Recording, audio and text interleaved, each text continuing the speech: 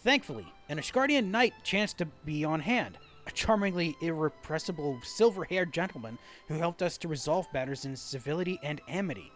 Bearing the crest of the unicorn upon his person, he smiled as he expressed his tremendous and equal admiration for horses and chocobos both. So, I didn't put this together until it was pointed out to me, but apparently they were referring to House Frotom, and specifically to Harshfall. It makes my character's expression make far more sense now, actually. Oh, you know what? I wonder, does this mean the expression would have changed based on your progression? Like, if they would have gone, huh? If you had never met him before, or, if you did meet him, but before reaching, which dungeon was it? The vault. Stuff to ponder. That was really the only update I had. So, on with the actual video.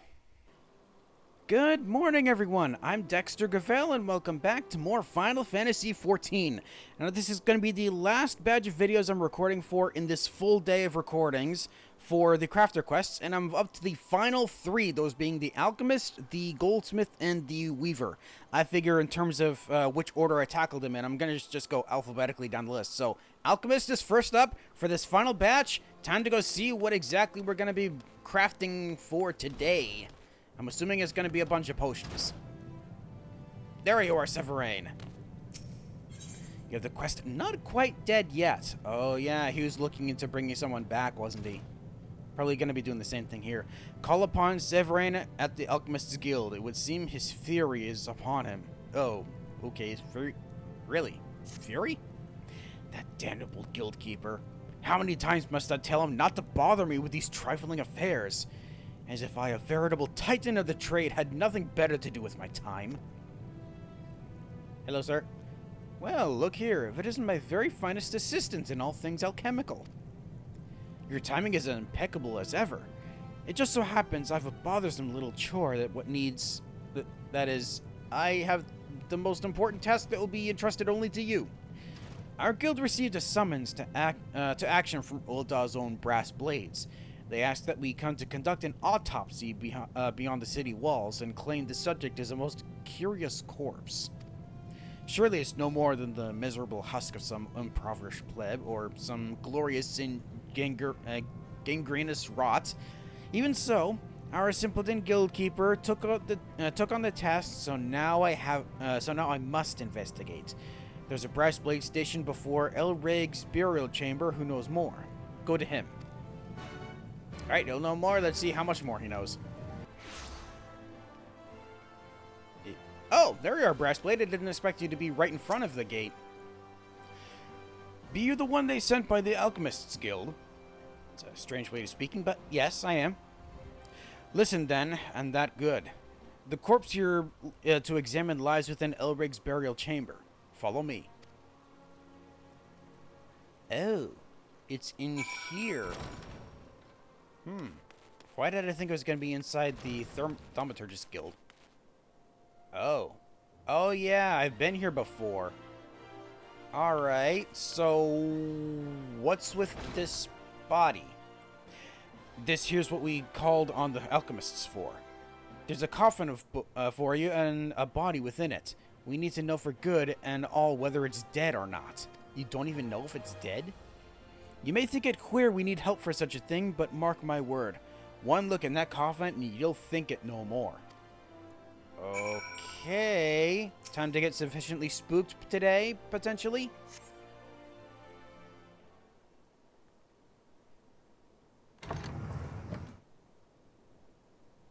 Is it going to be more or less weird than the taxidermy I had to go through? A young lady lies in the coffin, void of both breath and pulse. Though she appears dead, you sense she could spring forth at any moment. That's not good. What say you? She looks dead, don't she? She's no pulse, no breathing neither. But you feel it, don't you? Feels like her eyes might pop right open. Like she might up and walk. You can see her there dead and cold, but you feel it all the same. Damn strange. And this is strange too. A proper burial in Ul'dah costs no small amount of coin. Most small folk cast their corpses out in the wastes beyond the walls. Fodder for beasts they be. But this lass weren't thrown out to rot. Would that she had, we'd think her no more than some starved beggar, dead for an empty belly. But there's stranger things yet. Stranger than that? She's dressed common enough, but look at the skin. Pale as a peach and just as pretty. The nails are cut and colored, too. She's no plain folk. No, she lived a life of some luxury, this one. And look, there, the wound to the head. That makes you think murder, doesn't it? And then there's the strangest thing of all. If she's been dead long enough to be buried, and it's not hot as hells out there in Thanalan, why hasn't our little lass started to rot? Something preserving her somehow? Looks like you're just as baffled as we are. Do this then. Go back and talk to that Severine. If he's got any wisdom to give, bring it back to me. Sure. Yeah, this is very odd indeed. I wasn't expecting a full-blown mystery for this initial quest for this batch, but, well, weirder things have happened maybe? Hey Severine, I'm back, and yeah, the corpse we had, they had us look into, certainly weird. How did you fare? Was there anything of interest or import in the deed asked of us? Huh. No decomposition and an intangible sense of lingering life. Well, I dare say I assumed a request from the Brass Blades would prove equal parts tiresome and trivial. But I confess, my interest is quite piqued. So be it. I shall go and examine these remains myself. In the interim, you may do with yourself whatever you see fit to pass the time. But might I suggest you spend some hours at the Alchemist studies? 'Tis a long and winding road to the greatness of Severine. Ah, that was it for the quest, so we're gonna wait until he gets more information on what's going on for the next quest. Next Alchemist quest will be available from Severine upon reaching level 63. Yay! And what have your foundings told you? The Forbidden Blade. Severine of the Alchemist's Guild wishes to have a word with you. There you are, my dutiful pupil. I've been to the burial ground and examined that coffin of which you spoke. And yes, I wholeheartedly agree with you. A most strange phenomenon indeed is being visited upon the remains of that young lady. There are the marks of the blunt trauma about her skull. They're not the slightest signs of decomposition. There's a complete absence of the onset of rigor mortis. There's much and more that baffles science here, but what interests me most of all were the signs that indicate she was the subject of a most fell and forbidden practice. Ooh. It would be both premature and fallacious to proclaim this woman still among the living, but I would concede with some degree of confidence that she was the target of an attempted resurrection. Never would I have thought others so inclined as myself to toy with the taboo. Ah, yes, now I recall.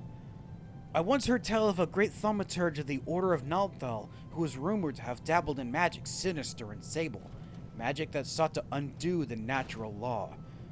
I wonder, could those rumors allude to the same attempted resurrection we're seeing? Hear me now, my ever-capable assistant. You must travel to the Thaumaturgist's Guild and there speak with a priest by the name of Yaya Roku. Have it from his mouth and his alone whatever truth there may be of these rumors. I have the most sneaking of suspicions they may be inextricably linked to our curious corpse. Let's hope so.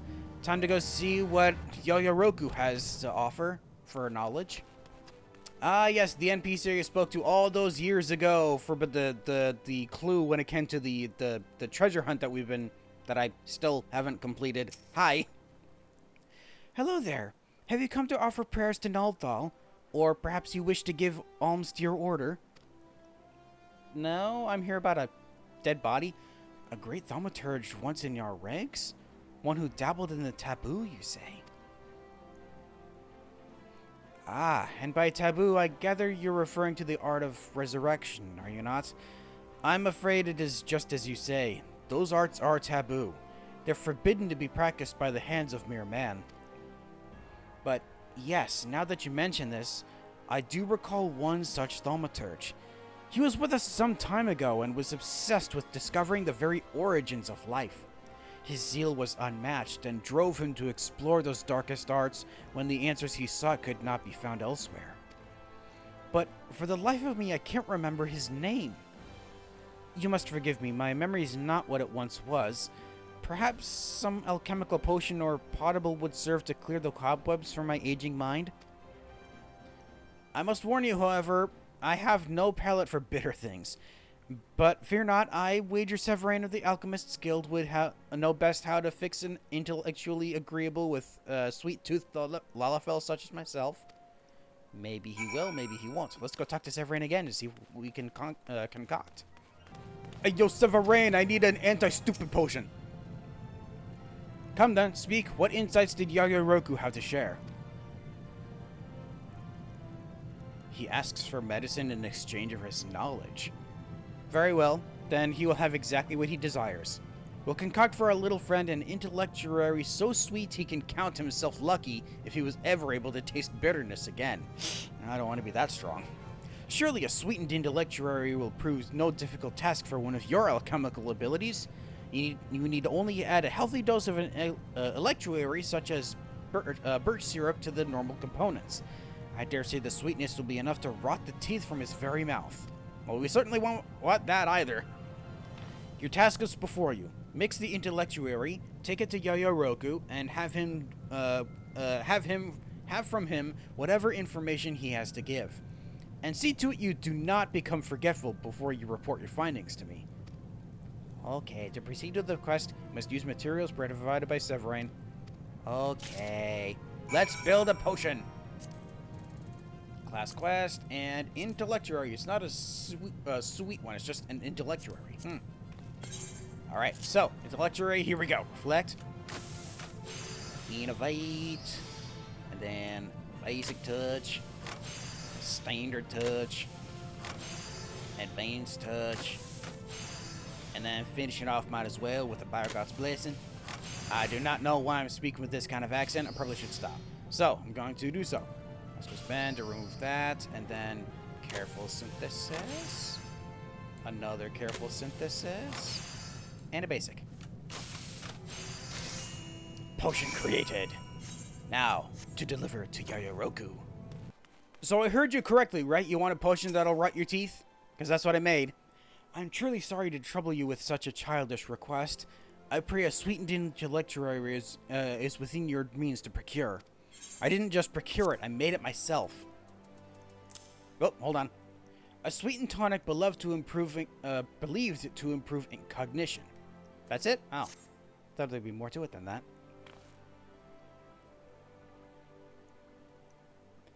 This is the intellectuary you've prepared? Made to order just for me? I'm most grateful. Delicious! You certainly have succeeded in erasing any notes of bitterness. Well done. Yes, yes, yes, I feel the cobwebs clearing already. Forgive me, I spoke a lie when I said I could not recall the name of the thaumaturge you asked of. Oh, come on, you only made me make that for you because you wanted it. I simply wanted nothing more than to try an intellectuary and thought the opportunity too ripe not to pick. Oh. Well, figures. Now, out of guilt, I'll tell you all that I know. The man of whom you speak is none other than our former guildmaster, Mumuepo. Before the calamity, he poured himself into the studies of life's origins, and his appetite for knowledge was voracious and insatiable. I've heard rumors myself that he came to be in possession of an enchanted item called Heartstrike, a blade fabled to house the power to bring the dead back to life. Strange how a sword would have that ability. I know not if Mumuepo ever dared use the blade to attempt a resurrection, but I can tell you that he was stripped of his titles and privilege for countless crimes. Under normal circumstances, we'd not consent to such a blatant overreach, but the Sultana was adamant, and the evidence was damning. But back to the blade. Around the same time he was said to have obtained Heartstrike, he purchased for himself interment and funeral rites for Elreg's burial chamber. To this day, there are those in those halls who whisper that perhaps the coffin he purchased contains the remains of some poor soul who found themselves the victim of his perverse experimentations with death and life. Of course, I myself believe no such thing. But if you have cause for concern, I suggest you visit Elreg's burial chamber. You'll need to speak with Edgitha before you're permitted to examine the remains there, interred there under Mumuepo's care. Aha, so something even further in than where we were before? Very fun. Okay, Edgitha? Are we going to be going down there? Is that what's happening here? You wish to examine the coffin in the charge of Mumuepo? And do you have his consent to do this? No. Then I'm afraid I cannot permit it. Only the holder of the burial rights and relatives of the deceased are given leave to disturb these coffins. If you have not the blessings of either, then be gone from this place. Ow. Well, I tried.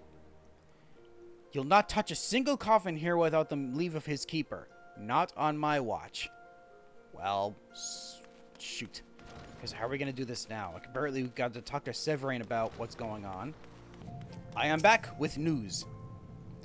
Well, if it isn't my intrepid aide, pray tell me, what were you able to learn from Yayaroku? I see, so it's looking ever more likely that the taboo practiced by Mumuepo was indeed that of resurrecting the dead.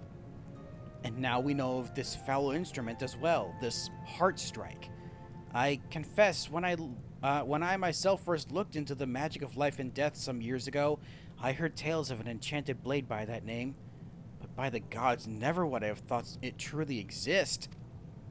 It can be no mere coincidence that Mumuepo purchased interment rights under the same moon he discovered the blade. I now have a very little doubt he meant to use Heartstrike to resurrect whomever he buried there. After all, you must have the dead before you can bring back the dead. This may very well mean the corpse Mumuepo put in rest in Elreg's burial chambers is the victim of an attempted resurrection. We cannot but investigate this further. Yet I know the protocols of that hallowed place. The keeper of the burial rites and family alone are allowed to pry open those coffins. Very well. I'll request a meeting with Mumuepo. I mean to ask everything there is to know about this heart strike, and I'll prostrate myself if I must to acquire his leave to further examine the sarcophagus in his charge. You seem shocked. Does it surprise you to see me take the initiative in such matters? I beg you, do not misinterpret the situation at hand. I'm acting out of my own interest in this, and mine alone.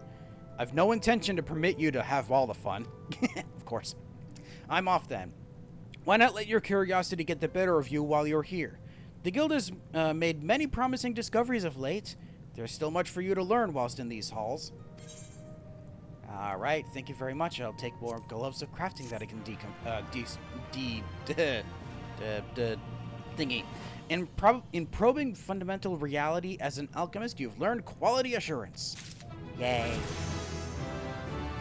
For some reason I thought he was going to leave and we'd have to go find him for the next quest, but I guess not. Must have gone down to see it already. Do Goldsmith's dream of gilded sheep. That's a strange statement.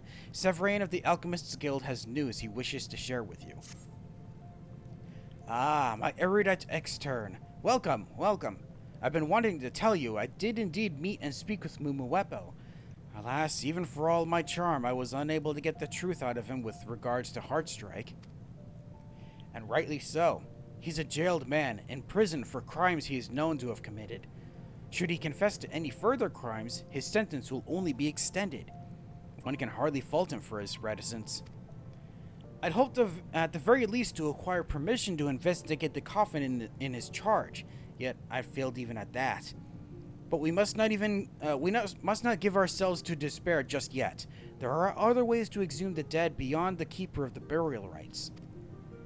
We must turn our efforts to those the deceased has left behind. Relatives, a spouse. In their presence, the gravekeeper will have no pretense for preventing us to proceed. No doubt it may sound somewhat unagreeable to you, but I fear there's no other means at our disposal. Yeah, I don't think so either. What you must do now is clear. Travel to Elrig's burial chamber and speak with Edgitha. Learn what you can from her of whatever family survives our queer corpse. Okay, back to the burial chamber again. Alright, Edgitha, spill it. You again? I told you once before to leave, and I won't again. Well, don't worry, don't need to tell me. I'm just here for other information.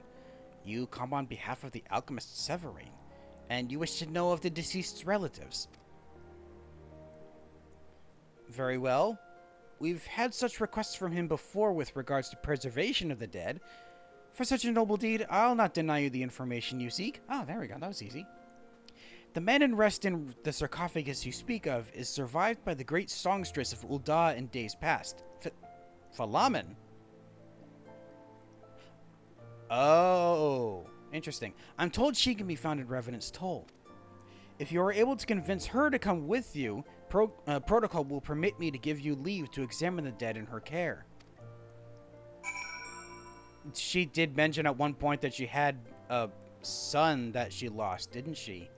He's interred here? Oh. Why would he be interred here? I thought, huh. I guess I don't really know where Falaman was originally from, so I guess she must have been from Ul'dah. Okay, time to go see if we can get her to come along with us for this. And I know exactly where she is, right where I last saw her up in this place. Yeah. Right up here.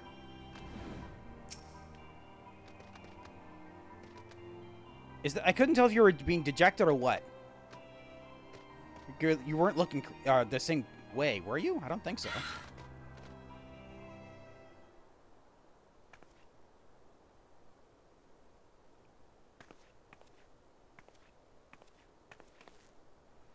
Why, hello there, Dexter.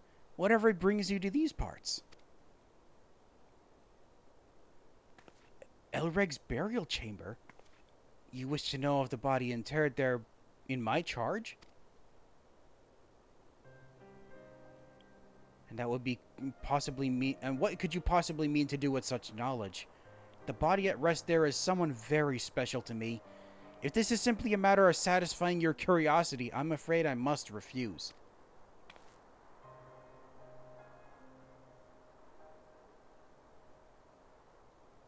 So you've discovered a corpse that seems to be yet alive?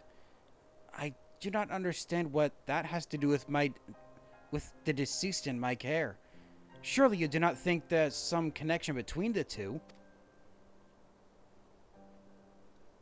Heartstrike, you say? A blade imbued with the power to resurrect the dead. And you suspect a thaumaturge of conducting such experiments? If that were true, then...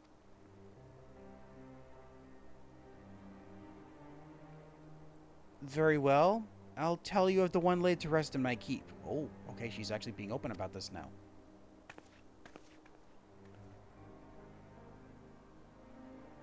It is my love, my dearest Niel. He was murdered just before the coming of the calamity. Oh, okay, so it wouldn't have been a son, it would have been her lover, husband? But there is more. Once dead, it was as if time itself stopped. As if the natural laws were suspended just for him. His body does not deteriorate. Even now he appears as the day he died. Even now? After all this time? How long ago was that event? Like 10 years? The grief of losing my Niel was more than I could bear. I surrendered myself to the belief that some strange affliction had taken him, but that someday he would awaken from it and return to me. Without that to carry me, I myself could not have survived. But as I spent my days raising Acelia, I slowly came to live with the realization that he was dead, and that never would return home to me. And now the belief I cling to is that soul is at peace at Thal's side. Even so, I searched tirelessly for some way to make sense of what's happening to my Niel, but I found nothing to lead me to an answer.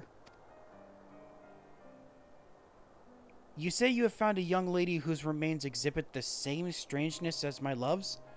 And that this blade, this heart strike, may well be responsible for it? What the hell was that off to the side? That was what you're thinking, is it not? Then I'll help you where I can. Let us find this heart strike together. Ooh, you're gonna help me find it? But I'm reminded of now of what transpired the last time you and I worked together in such a way. Perhaps... Yes, I know just who to call upon for this. You're gonna get help?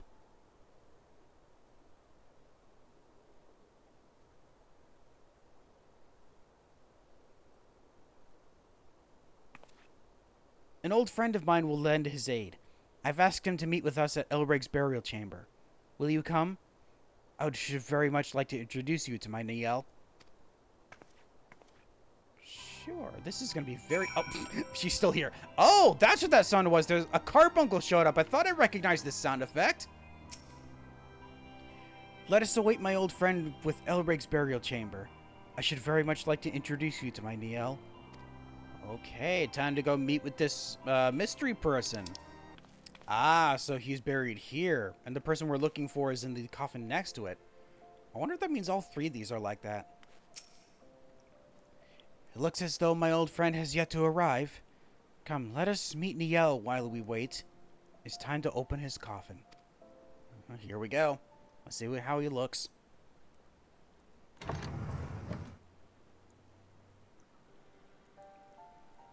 Oh yeah, very similar. Inside the old coffin lies a perfectly preserved Elysian male. His beautiful, peaceful visage suggests a state of slumber rather than death. The absence of a pulse and breath suggests the absence of life, but it feels as though the corpse could awaken at any moment. It's the same phenomenon displayed by the remains of the young lady.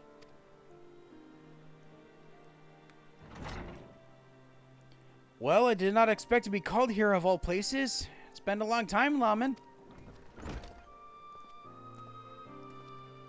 Ah, this is your old friend? Indeed it has. I wonder, should I still call you the Bronze Bull? Don't start with that. It's Grainfar, just like it always was.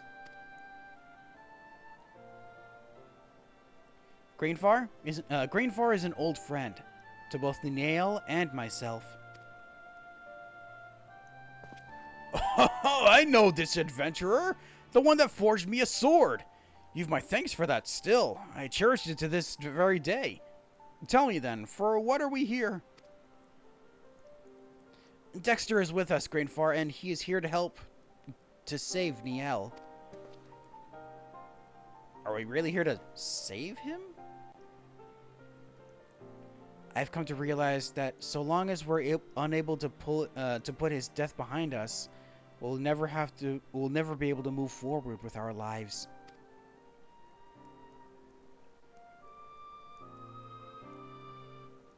There were choices I made when Niel Fresna was killed. I chose not to dwell on this path. I chose to leave my friends and make myself scarce.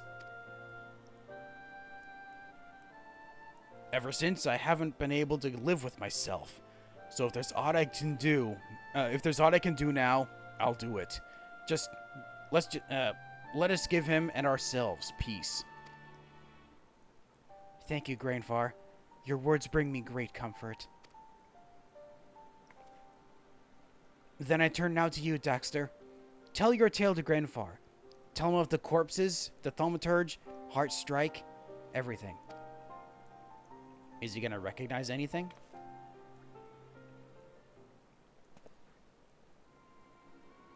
Sounds like he might. Another corpse that doesn't rot? It can't be. Heartstrike lost its power. It's useless, and it's been ever since I stole it from Lord Lolorito some 5 years past. You have it? You mean to say you had it in your possession? Grainfar, tell me now, do you know who did this to Niel? If only. I saw how he was. Dead, but not. It wasn't natural. I'd heard of the blade that could do it, and what it could do, so I suspected it had been used on him. So I thought if Heartstrike could be used to do this, perhaps it could be used to undo it. I meant to free his spirit from whatever jail it's in. I learned the blade belonged to Lord Lolorito, and so I broke into his estate and stole it. But the heart strike you took was already void of power, if it ever had any at all, and so you weren't able to save Niel with it. Right. After that, I threw the blade into the Soot Creek to be done with it. But this changes things. If Mumuwepo dealt with these darkest of arts, might be he knows a way to save Niel. Problem is, that crazed mummer's not like to peek any truths from his cell. I'll meet with him myself. I've some old friends of my own that may be able to arrange it. And you, adventurer, I'll have a word outside with you. Okay. Want me to, like, why do I get the feeling you want me to go retrieve the sword for some reason, even though it has no power left? I'm so happy Grandfather agreed to help us. After Niel died, he grew so withdrawn. He's been a shadow of his former self. Grandfather was? So, Grandfather, what do you want to talk about? Something you needed me to do? To meet with Mumuwepo may prove simple enough, but having the truth from him will not. This is where I ask your aid. I need you to speak with this alchemist Severine.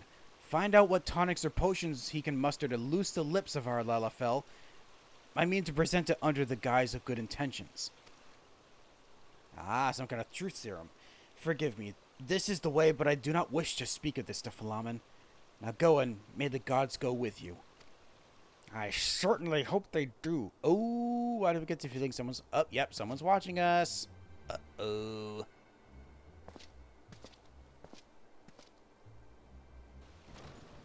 I don't know why, but that seemed familiar. Can't place my finger on why. It'll not be easy to have the truth from Mumuwepo's mouth. That's where I need your help. Go do as I have asked. I shall.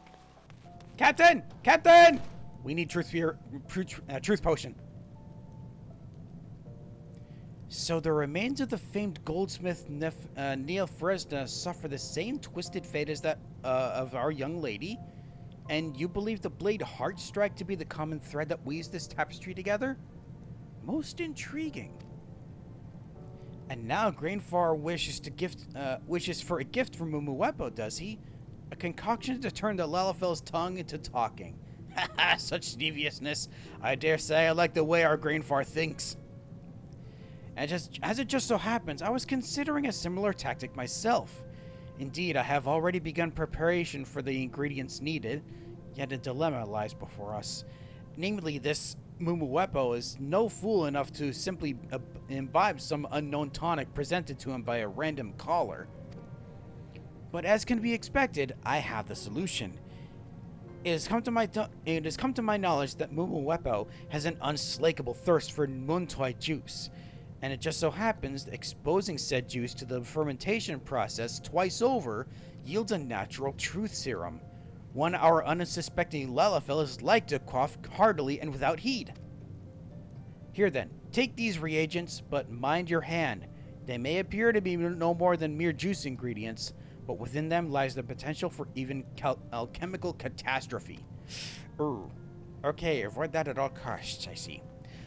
Why do you tarry here? Grainfar awaits the twice fermented Muntoi juice at Lilbreg's burial chamber, does he not? See to him with all haste, and should you discover aught else, bring word to me forthwith. I shall do so once I've built it, or once I've crafted it. So, twice fermented Muntoi juice. Same as usual. Time to reflect. Then innovate. And then all the other stuff in the meantime. Ooh, precise touch immediately. I like that. Then another bag. Actually, seeing. Don't need those extra points, but I'll do it anyway. Here we go. And then venerate. Carefully. Carefully. And go. Yeah. Twice fermented Muntoi juice. Now let's go deliver it off to Grainfar.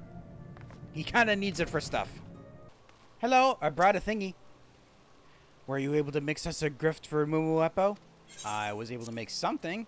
It is a fermenting mutoi extract, fermenting mutoi extract twice greatly lessens the bean's natural bitterness, resulting in a smoother aftertaste. Side effects of the beverage include a decided loosening of the tongue. Now, is it going to be loosening as in, like, you'll be able to say things you otherwise wouldn't have, or that it's going to make your tongue numb? Fermentation could probably do that. Oh, a job well done, my friend. I knew I was in the right to ask this of you. I need some time to see the deed done. You and Philomen will have to wait. Okay. Oh. For some reason I thought they were going to be, you know, continuing from there, but I guess not. That takes some kudzu pants.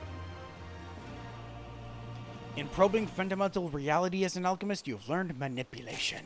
And now, no sin unpunished. Grandfather awaits you with news at Elreg's burial chamber. Sorry for the wait, friend. Thanks to your little gift, I heard what I needed from Mumuepo.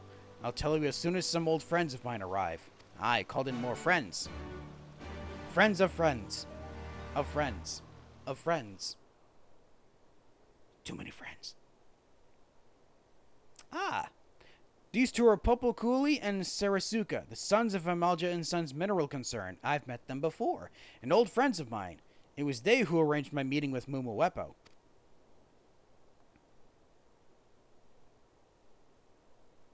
Before I tell you what Mumuepo spoke of Heartstrike, I must tell you of our crime.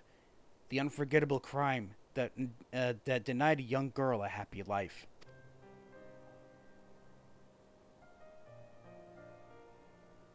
It was 15 years past. The leaders of Ul'dah were weak in the face of the Garlean threat, and so Neil Fresna and we had a rebellion on our hands. One day, with the small folk behind us, we meant to take to the Syndicate a proposal of early and open war with the Empire. To lend our movement weight, we orchestrated a riot within the city center. There was a festival, a parade, and a beast bound and shackled. The plan was to set it loose so that it could then bring it back under, so that we could then bring it back under control. Greenfar and Neil Fresna would become heroes of the people and use that influence to lead the uprising. It was folly. Our plan failed. Once unleashed, the monster could not be brought to heel. It ran rampant, and doing so killed Asila's father, Warburton. By our misguided hands, the only family that child had left was taken from her. But you raised her as your own after that. You did all you could to make things right. Not like me. I took the Craven's route. I ran.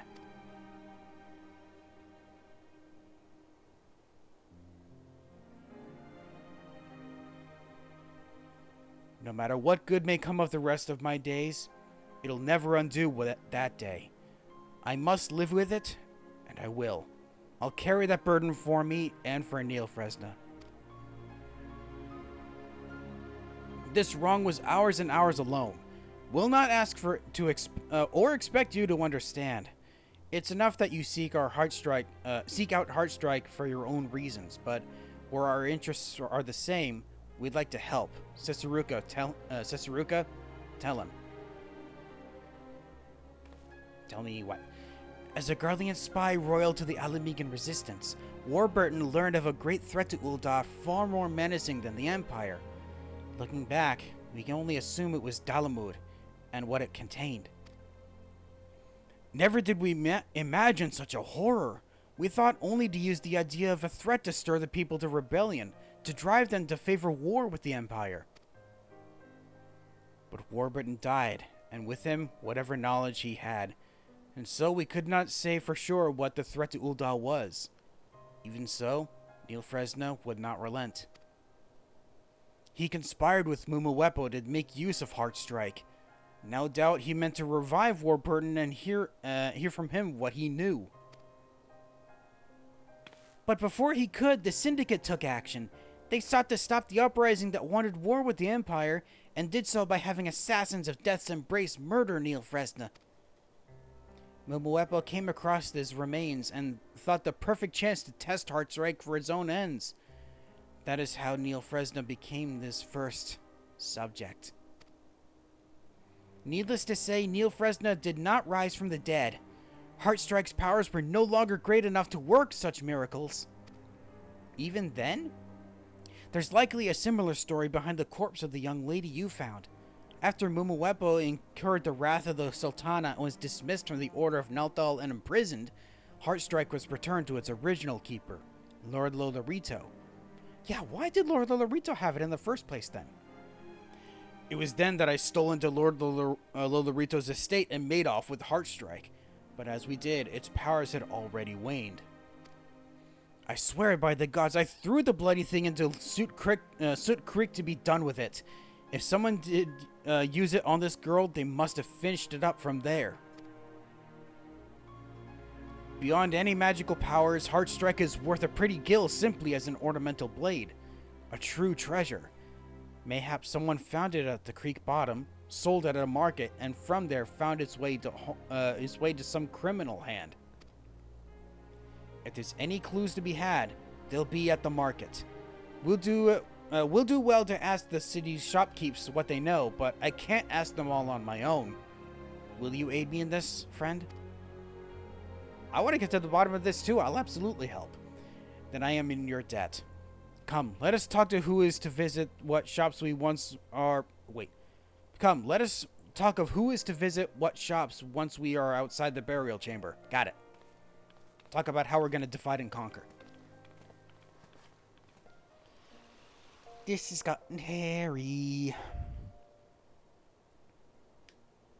You gonna be okay, Falaman? You mean to help us, even after learning of the terrible things we've done? Well, yeah. That was part of your past, not part of you, I think. Right? Is that how that goes? I keep forgetting. Hello again, friends. We'll find this Heartstrike for Neil Fresna. I certainly hope we do. Never thought I'd see the day that brought the four of us back together. The four of us? You're referring to Neil Fresna as well? I'll see to the Sapphire Avenue exchange. Cesaruka and Popokuli, you make for the Ruby Road exchange. So what would that leave me then? As for you, friend, pay a visit to Estame's Aesthetics. It's owned by Lord Lolorito, after all. Someone there may know something of the path it's taken since it's left his hands.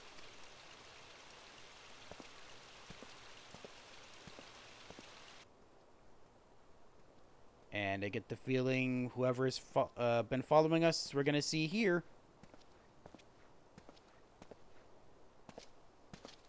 Yep. Oh. I don't like the fact that you were moving in the same direction as our friend Grainfar. Okay, time to go to Estame's Aesthetics and see what we can learn. Ah, and the receptionist Marcel. Or, not the receptionist, but the helper Marcel. By the stars, if it isn't the good Dexter. Whatever brings you to us today? Heartstrike. Now that is a name I have not heard in many a moon. But I can assure you that never in the past was Heartstrike the prize of a thief. Although I do recall... Yes, it was once sought after by some purgeling ne'er-do-well or another. Unbeknownst to him or her, however, the blade they made off with was the fake commission from a talented adventurer. Oh, it was a copy. The true Heartstrike had since lost whatever magical powers it may have held. Once word of that spread, its price on the market plummeted to little more than the counterfeit itself. Is it for that reason that the decision was made to sell to... Oh, it is for that reason that the decision was made to sell it to the merchant Anzabert. Yet even so, I venture our dear Neil Fresna is still held tight in that grip of his curse. To think one of our very own, and one of Estame's very finest. Oh, my poor Neil Fresna. Oh, Moshi Mosh! Dexter, are you there? Please, you must come to Frondale's frontistery right away. Something dire has happened to Grainfar. Yep, I freaking know it. Oh my, you look as though you somewhere else to be. Please take leave of me. If there's aught of you ever need, please do not hesitate to ask again. I will, but not right now. I have a friend to worry about right now. Okay, guys, what did you find? Don't you dare die on us, Grainfar. Uh-oh. Hello there, Dexter. Speak to Philemon if you wish to hear what we know. Oh, you're gonna cop out like that? Okay, fine. It's terrible, Dexter. Grainfar was attacked and stabbed. I'm told that his wounds are grievous. And it would appear he wounded his assailant in turn. We have no idea who it was, but we have a blood trail leaving the scene of the crime. We'd simply follow the blood trail straight to our attacker, but it's been wiped clean in places, quite deliberately. You're an alchemist, are you not? You must ask your guild's great sovereign what he would do. By what alchemy can we follow a blood trail that is no more? We'll wait for you at the site of the Grainfar's assault. It lies in the road to Pearl Lane and the Gold Court. Bring us what we need. Got it. Okay, so we're supposed to be finding something. Grainfar. Okay, I think I know what we're going to be doing. We're going to be making some kind of tonic that allows us to detect blood, even if it's been they've tried to wipe it away. I'm assuming. A friend of yours was attacked, you say? Huh. Do tell. I see. So the blood left behind is the only parcel of evidence you have in your hope to identify the assailant, and it's been most conveniently and tidily tended to, leaving you unable to give pursuit. This is why you've come to me, yes? Well, you're right to do so. The alchemical accolades I've accrued are not without merit, mind you. They're given precisely for my expertise in solving such scenarios with the greatest of ease. Wait, did that rhyme? I believe it did. It would appear I'm as great a poet as I am a scientist. Shall we let class begin then? Lesson number 1. Once spilled, blood cannot be completely removed from any surface. It may appear gone to the naked eye, but there are chemical components of blood that remain stalwart. And those components can be made to dance before the mortal eye once more through use of a concoction known as luminol. It serves as a catalyst to trigger a luminescent reaction in any sanguine spillage. Come, I'll provide you the ingredients. This was asked for you by Popolukian of Amalja & Sons. A worthy client indeed. Best not keep him waiting. Deliver the luminol to him with all haste before it's too late and you're criminal too far. Got it. I dare say this case is leading you closer and closer to the fires of truth. But take care lest the flames burn you on your approach. I'll abide nothing to happen to you when you such work to get yet to do here. Geez, for some reason these statements are so hard for me to state properly. Okay, luminol. All right, making more of this again. Here we go. And then, oh, there we go. Precision. Then innovate. 4 more touches of the basic, standard, and advanced variety. And now more points. To make sure I can do this correctly, venerate. Careful. Careful. I needed another one, darn it. Still got it. Plenty of it. Alright, I have made the luminol. Now I deliver them to Popolkuli to see where the heck we can, drop this off. Also, where the... Okay, there's Philemon still. Right, we're supposed to meet up with them for where the attack happened. Oh, no wonder I couldn't see it. The little marker was covering it up. It's right over by the stairs leading up into the place again. Can't remember what it's called. The upper level. That makes sense. Okay, I made it. You guys okay? You got what we asked for? Good. Deliver it to my brother right away. Not to be him specifically? Okay. This is the spot where Grainfar came under attack. Oh, I can't wait to watch whoever did this. I'm going to do things to this person. Unspeakable things. Well, let's see if we can figure out where he's going first. You've brought what we asked for? Then let us waste no more time. Ah, look there, where the blood trail was wiped away. It glows, and it leads toward the Sapphire Avenue Exchange. The chase is on. All right, we're on the case. Let's go. Another glowing blood stain. And this tells us the blood trail glows in astral blue and leads to the north.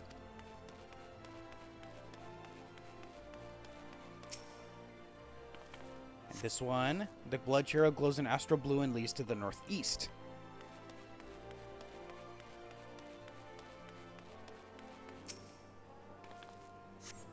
The blood trail glows in astral blue and leads toward the Sapphire Avenue Exchange. So, south.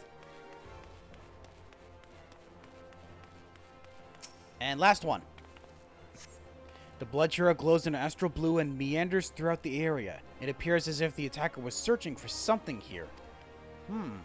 Searching for something around here, huh? That potion you mixed up is truly something. Never would have believed a simple liquid allow us to see the very footsteps of a fleeing criminal. Well, not the footsteps themselves, but pretty close. We've got a lead, Dexter. This merchant claims to have seen an unsavory fellow with an open wound. Indeed, I did. He had blood flowing from a gash in his hand. I told him to make for the frontistery for treatment, but he simply purchased a salve for his wound and made off toward the Gate of Thal. Then let's follow. Come, Dexter. With you and your glowing lip magic, we'll sniff this cur out with it wherever he goes. I hope we do. For Grenfar's sake. Follow more bloodstain. The blood trail glows in astral blue and leads south. Continue south.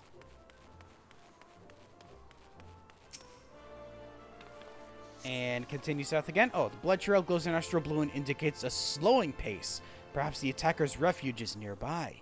Ooh, maybe around here somewhere. Alright, Popoluki, where are you? We're supposed... Ah, here we go. There you are, Dexter. Thanks to the brew of yours, I think we found our attacker's den. Looks to be his leaded warehouse. I've spoken with the master here. He says this warehouse is led by a merchant named Anselbert. Is that name known to you? Oh yeah, that name's known to me. What? It's the same as the merchant who purchased Heartstrike from Esteem's Aesthetics? That could only mean Grenfar was attacked to interfere with us investigating the corpses. Ooh, now I'm getting angry. Thanks to this mongrel's running, we're able to grab it by the tail. Now all that remains is to trap him. Sesaruka, take word to the Brass Blades. I'll stay posted here to make sure nobody slips by. Consider it done. And you, Dexter? Get some rest. We could be in for a battle of attrition here if our quarry stays in this hole. Oh, so that's how they're gonna break this up? Huh. Okay, so we have one more after this, but I need to make room in my inventory for stuff, so I'll be right back. Okay, I am back and ready to storm this warehouse. A love beyond lifetimes. Papakuli appears to be greatly disappointed. Oh, what happened? Forgive me, Dexter. I failed you all. Anselbert has made his escape. Damn it! By the time Sesaruka arrived with the Brass Blades and we entered the warehouse, he was already gone. We kept watch and shifts after that, but he did not return. No doubt he was on to us. Shit. But the more we learn about Prey, the more likely we are to succeed in our hunt. Sesaruka found a woman in the employ of Anselbert, an attendant. We've gotten word she's out in the market as we speak. Come with us. We need to search for this attendant at the Sapphire Avenue Exchange. Okay, time to go sniff out an attendant. Get some information out of her.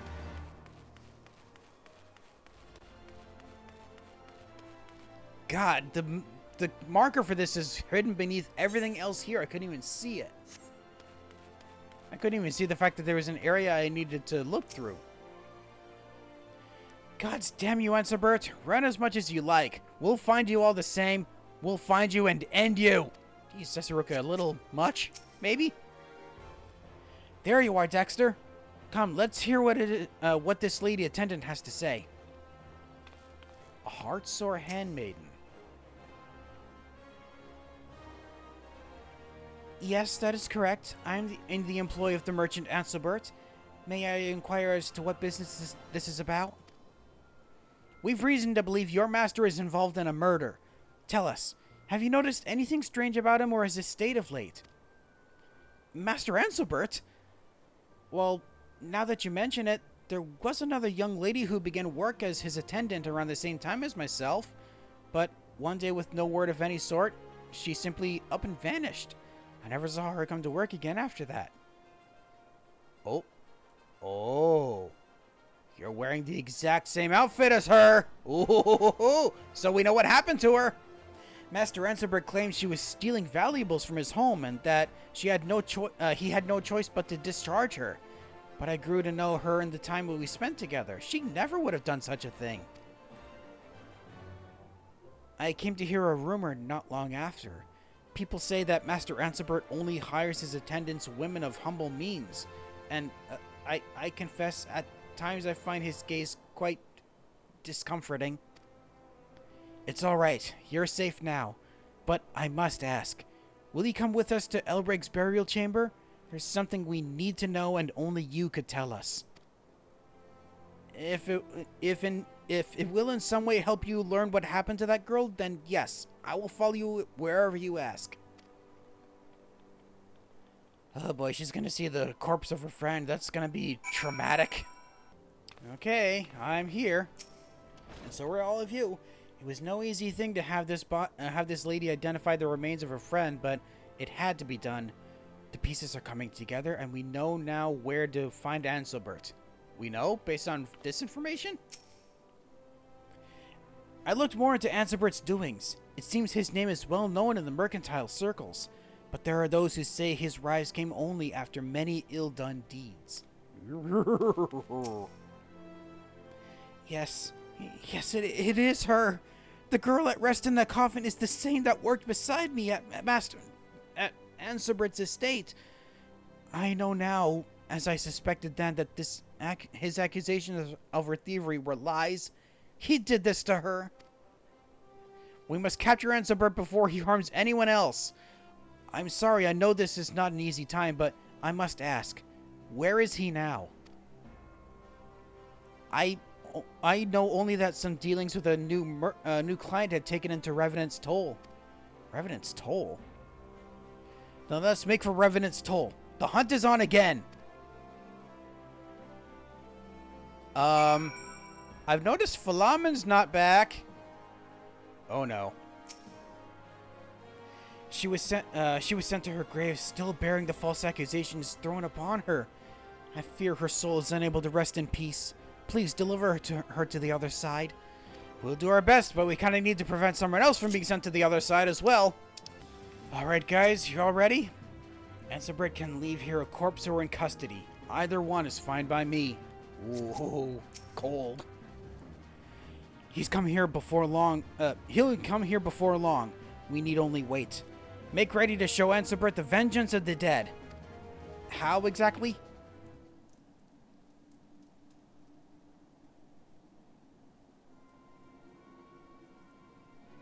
Oh, it's him. The guy we've been seeing before. Oh, he is with other people. Who in the hells are you lot? We're here to ask about the corpse of a young lady known to have been in your employ. One of your lady attendants. I know nothing of such things and resent the implication. I have no business with you and you have none with me. We know you attacked our friend as well. The evidence all points to you. Confess now. The penalty you will pay will only grow if you don't. I told you I know nothing of such things. I urge you to relent in this. A merchant such as myself has means of dealing with such harassment. Oh, you know what? I understand what's happening now. The guard is the one who has it, not Anselbert. Do you now? And what means are those? I'm eager to hear. Greenfar! Wait, you're okay?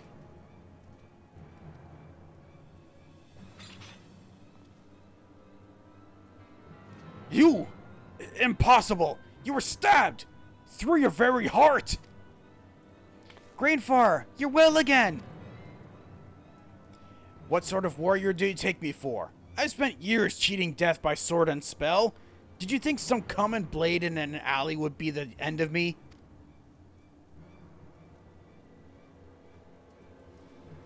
Now then, which of you was it? My sword left a nasty bite of its own. Let us have a look at those hands of yours. Well, it would seem you've left me no choice, no recourse but to kill you all. Send these fools to meet their maker. Didn't you hear him? That's the Grainfar, the Bronze Bull. He's a bleeding legend of the Colosseum, up there with the likes of the Hellfire Phoenix. You're not paying us enough for this, merchant. If you have a fight with the Bronze Bull, that fight is yours alone. Oh, so maybe the guard doesn't have it. I thought my past behind me, but perhaps I'm not behind it. No matter. What say you then, Anselbert? Are you prepared to confess your crimes?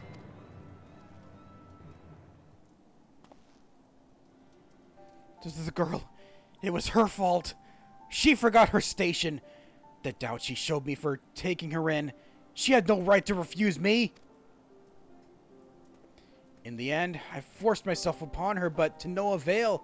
She swore she would tell all of Ul'dah of my improprieties, that she would tarnish my reputation, ruin me. I could not abide that, so I silenced her. We are not here to judge you for your crimes. That task will fall to others. We're here for Heartstrike. You have it still, yes? Surrender it.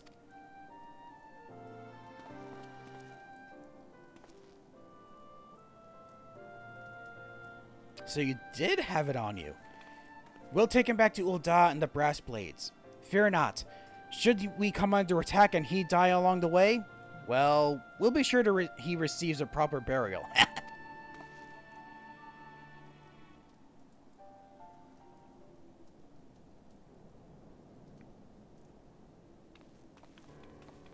That worked out strangely well. So this is the true Heartstrike, and the blade I stole was nothing more than a fake. Now we must find a way to release Neofresna from the curse that binds him. We should show it to Severin. There are rumors he's dabbled in raising the dead before. Perhaps he knows something we don't. Perhaps he does. Okay, so it's a good thing they weren't going after Philomen. For some reason I thought, yeah, Philomen's not here anymore. She lives in Revenant's Toll now, and they had business in Revenant's Toll, so I thought maybe they got intel and were going to go after her. I guess they didn't. Good thing they didn't. Alright, time to head back and report back to Severin. Severin! We need help again.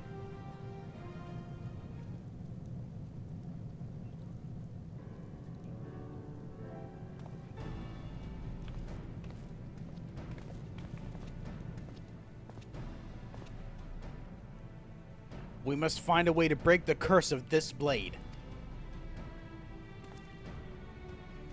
Well, what a most pleasant surprise. I heard a horde approaching and thought it'd be inconvenienced by some daft clientele. Now this is a rare treat indeed. Heartstrike, I presume.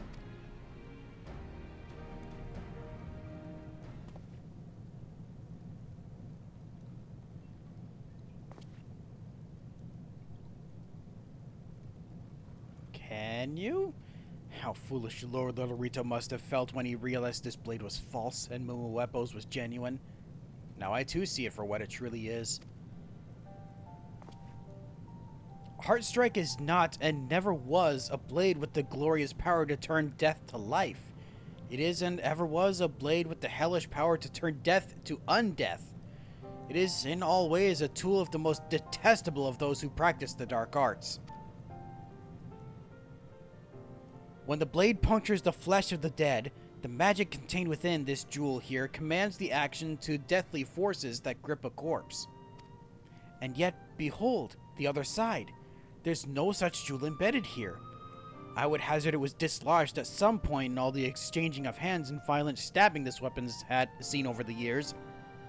Without the Power Stone, there's not enough power to fully render death to undeath. By that grace alone, do Neil Fresna and the young lady continue to lie in their perfectly preserved state. Had both stones remained, they would have risen as monsters, not as they were known in life, and not truly living.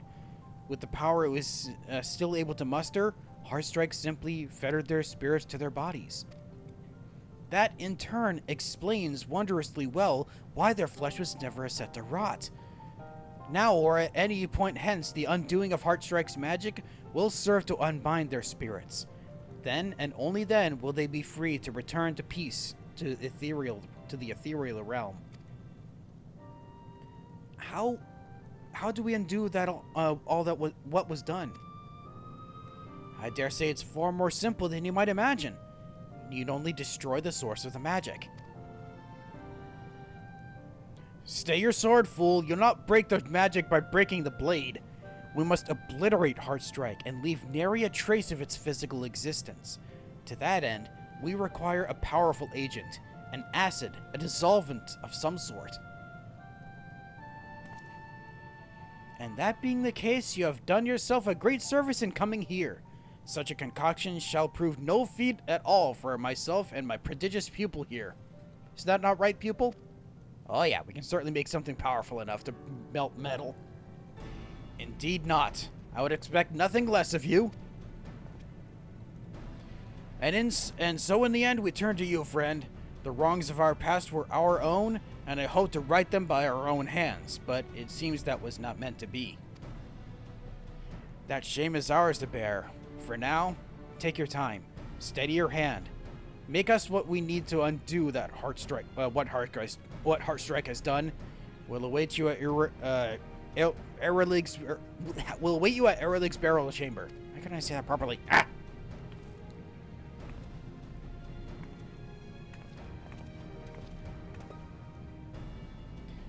Look at how far you've come. Without me even realizing it, you've grown to be quite a dependable assistant. And a still assistant after all this time? But enough praise. It does not become me. Come, let us see to the task at hand. We are in need of a solution that will dissolve this accursed blade. Okay. Just how strong is it going to need to be? Well, I have everything I need, apparently. Yeah, here we go. Dissolvent ingredients. Okay. Making a dissolvent. Making a dissolvent. Making something that can dissolve a weapon of mass destruction. More of this and more of that. Yes. Okay. And then venerate for the rest of this. Groundwork. Be careful synthesis. And basic. Yeah. All right. I have everything I need now. Let's go meet back up. Oh, for some reason we still wanted to mount up. Let's go meet up with Great and Far and finally put an end to this. Oh, everyone's here for this one. I never thought we'd have this day, this chance, and it's all thanks to you. You're welcome. Neil Fresna. Yeah. You gonna say the same thing? I've waited for this for a long, long time. Today's the day we say our final farewell. Oh. Ooh, yeah, after all this time you're actually gonna say farewell? Ooh.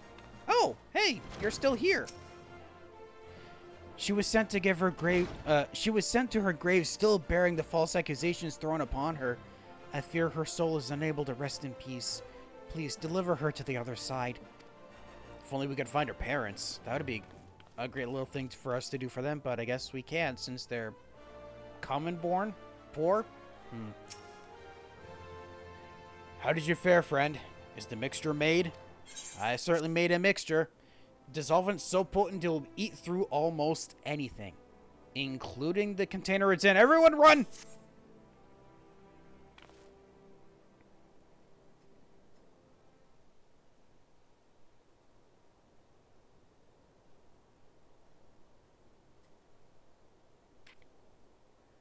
Let us put this to the test, then.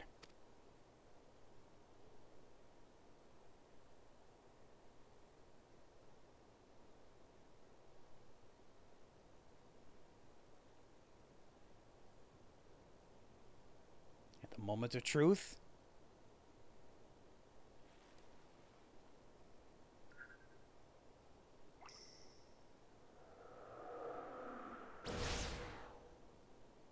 And there it goes. We got it.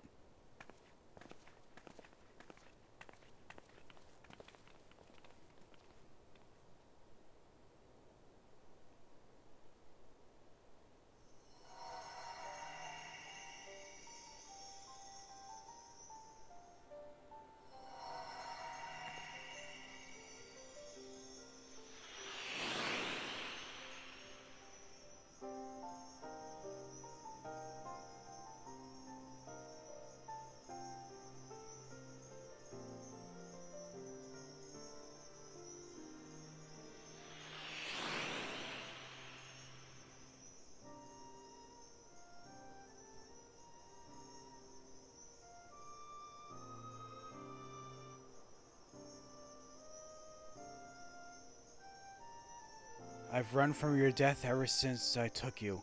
Ever since it took you. I was the bronze bull. From that day to this day, I've run from myself. From the blade that is my very life. But now, at last, I can move forward. I can see you sound to the other side and live as I should, as I was meant to. Be at peace now, friend. Lay down this heavy sin of that day. I will carry them, yours and mine both. Lv60.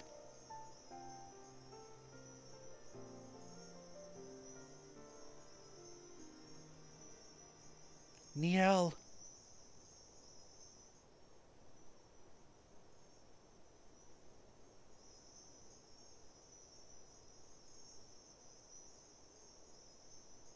Oh, we do get to see a spirit form of them. I was wondering if we were.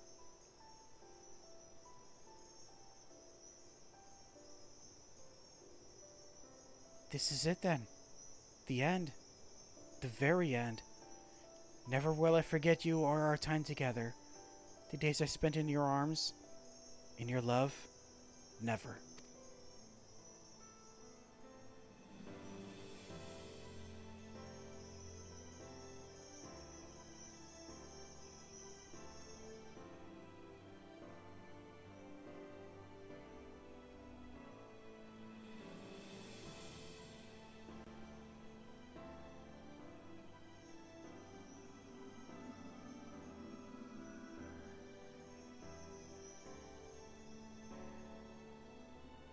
I love you, my sweet.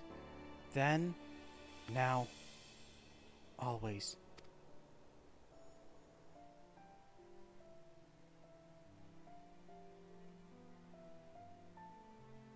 Farewell, my darling Niel.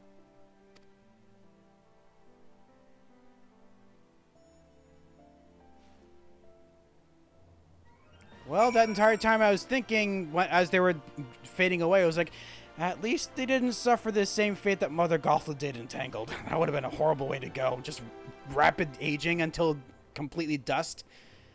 Also, I'm realizing it's probably a good thing we didn't end today with this quest. Now that I think about it, it might have been too much of a sad ending to end it on, so I'm glad it didn't. Sleep well, friend. Sleep well. I think he will at this point. Goodbye, Lv60. I must move forward as well. My life must go on.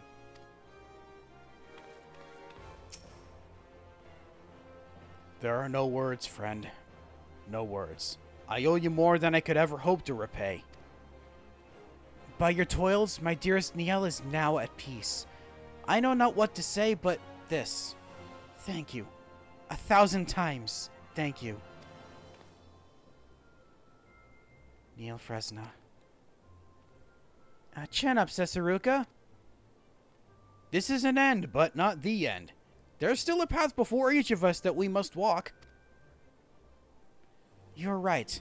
And there will be those we can lean upon, just as we have to get here. Your mentor Severina is one such soul. Please do tell him how grateful we are for all he has done. Alright, I will do so. It's been longer than I can remember since I knew such quiet and calm, such peace. This too, I owe it to you, friend. Yeah, we did good today. And the same things as before for all of you? Yeah, same things as before you. I didn't realize, are you related to this at all? Can you say anything? No. Nothing new. Also... Aw, man, I realized I probably should have checked to see if that other person was back here, but I guess not. Alright, time to put an end to this whole mission and report back to Severin of our findings.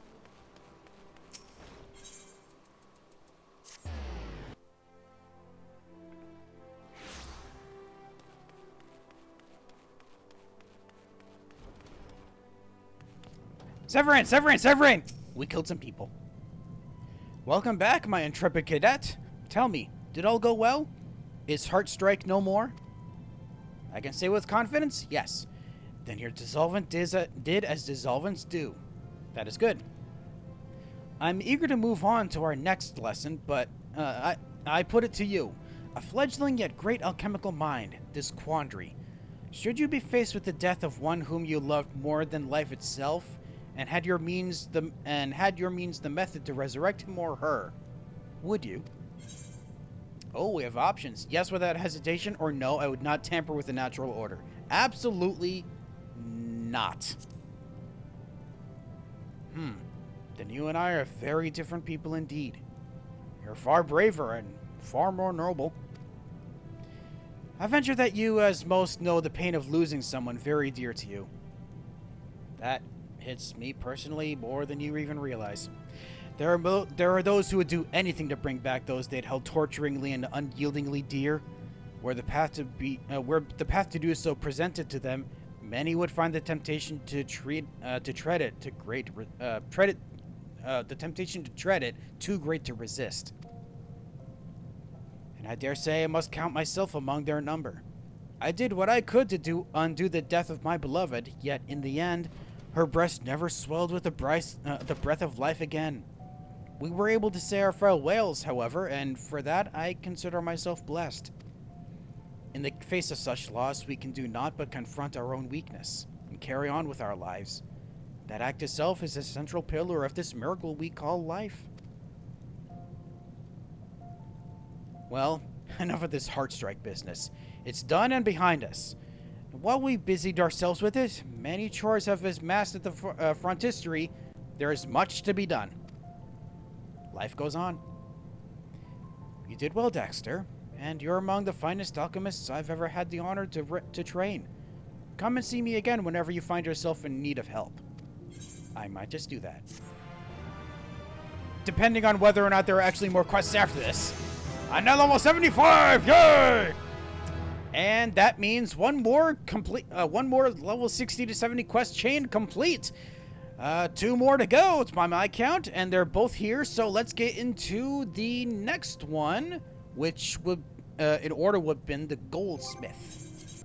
I really do admit I look ridiculous in this outfit, honestly. I don't know why they made it this way. Hello, Serendipity. Been a long time. You have a royal request. Serendipity is a picture of panic. Uh-oh. Oh, Dexter, it's a catastrophe. Her Grace the Sultana, she suddenly decided to visit the guild. Okay. Por qué? I can't imagine what I might have done to incur her wrath, but wait, if I did incur her wrath, I'd be the one summoned before her. That's the way it works, right? Oh, tell me I'm right. Yeah, that sounds accurate. So she wants to see us for a different reason.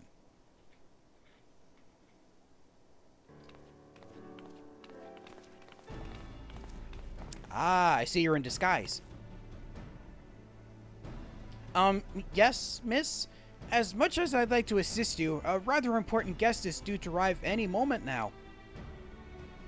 Should you be referring to the Sultana, then I am she. Pray forgive my appearance, but as my visit is private in nature, I wish to avoid the public eye. Your Grace? You're here already? No, wait, I mean, Your Honor is with us. Your Honor's with us, your presence. Pray be at ease, Guildmaster. And may I say the surprise is mutual, for This is not my dear Dexter who stands before me. Oh, for is this not? I came with the intent of having Mistress Serendipity relay a request to you, but full glad I am that I may make said request personally. Oh, you asked for... Oh, asking for the guild because of me specifically? You see, it's my desire to help ordinary Alamegans rebuild their lives. To this end, I intend to establish a school for artisans. Oh! Such a school requires a capable master, and to this vital role, I would appoint none other than you, Dexter. There's gonna be a problem with that. I'm an adventurer. Some days ago, Her Grace made a visit to the city's refugee quarters. There she bore witness to the full extent of their daily struggles, and the sight filled her with sorrow. More so than sorrow, it filled me with the shame that such despair should exist under my rule. It served as a stern rebuke of my failings as a leader and a reminder that mine inaction may beget great suffering, as it did when I allowed Telegi Adeleji to run rampant, thus subjecting you and yours to unimaginable pain. As I have long believed, by helping the refugees, so too do we help Ul'dah. With Ul'dah's liberation now reality, her citizens will desire to return home. Alas, the years have left her industry barren, and there are precious few opportunities for repatriated citizens to make a living. If the nation is to survive and eventually thrive, we must needs till the soil of her economy. In pondering this endeavor, I sought the counsel of wise individuals from far and wide. It was their prevailing recommendation that the seeds of trade be sown through the training of craftsmen who would go on to create a product that would be synonymous with Alamigo. In this way did we arrive at the idea of an artisan school. Relger's Reach, home to the Alamegan resistance, was nominated as the location. This left the question of who to send as schoolmaster. In searching for the answer, I turned to Master Marcel for his opinion on an exceptional. In searching for the answer, I turned to Master Marcel for his opinion on an exceptional goldsmith fit to represent Ul'dah. And of all the names he could speak, he speaks the very same that I had in mind. Yours, my dear Dexter. Apologies for the suddenness of the request, my friend. I had been privy to the initiative for some time, but it was to be kept in the strictest confidence. Yet, lest you doubt the plan's feasibility, rest assured it has met with even the syndicate's approval. For Alamigo is rich not only in the smithing tradition, but in mineral deposits besides, a favorable environment for our goal of economic revival. I'm providing such funds as I may to the initiative, yet an investment of coin alone feels somehow impersonal. To that end, I would make a further contribution to the future of the Alamegan people.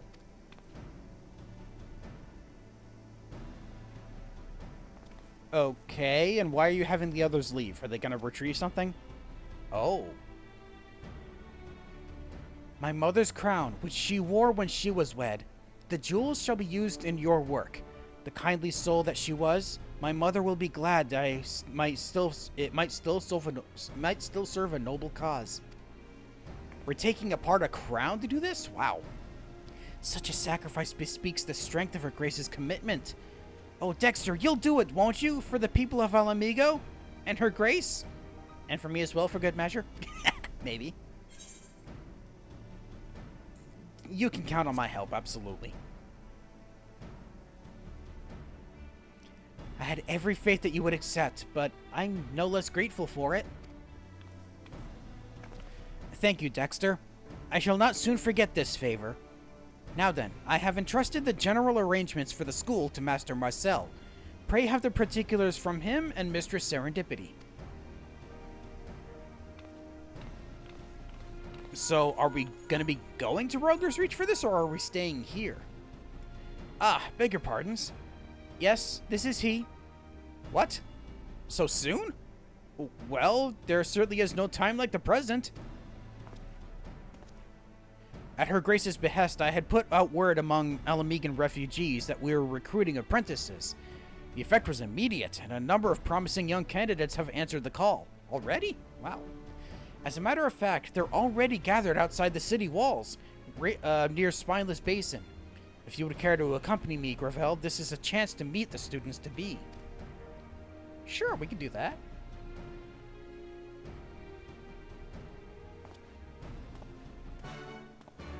Okie dokie, time to go meet some prospective recruits about goldsmithing. Oh, my heart skipped a beat to think that the Sultanate gets around in disguise. Have you gone and met your new students yet? They're supposed to be gathering over by Spineless Basin in central Thanalan. That's outside the city walls, near the steps of Nald. Ah, specifying where it is exactly. Ha ha ha ha, thank you very much. Alright, now where are our goddamn recruits? Right over here? I think they're over here. All the way over there, I assume? Yep, here they are. I see we've got 3 prospective recruits. We got Hal. Can I help you? Probably not, but, doesn't seem like much there. Guido. The name's Guido. Nice to meet you, Chief. And, Jakebica. Oh, you must be our schoolmaster. This is gonna be great. Perspectives so far. My thanks for coming, Gravel. Now then, these are the 3 individuals who answered the call for our apprentices. Though they are virgins to goldsmithing, they come to us with experience in other fields. In your capacity as schoolmaster, may I suggest you say a word to each of them? Once you're done here, pray return to the guild. There have been developments in the school's establishment, and Jermaine will furnish you with the details. Alright, reintroductions. It's a pleasure to meet you, sir. I'm Jakebica, and I've loved trinkets and accessories since I was little, and so I started working at a small jewelry shop.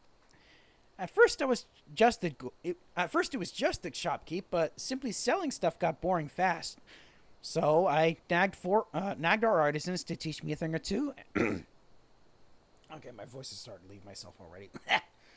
So I nagged our artisans to teach me a thing or two, and I learned enough to help out with repairs, but then I decided I wanted to become an artisan myself, and here I am. But enough about me and more about you. I heard you're the one who crafted the music boxes that together played an original arrangement of a famous tune by none other than the songstress of Ul'dah. Wow, word got around about that pretty fast. Ha! I knew it!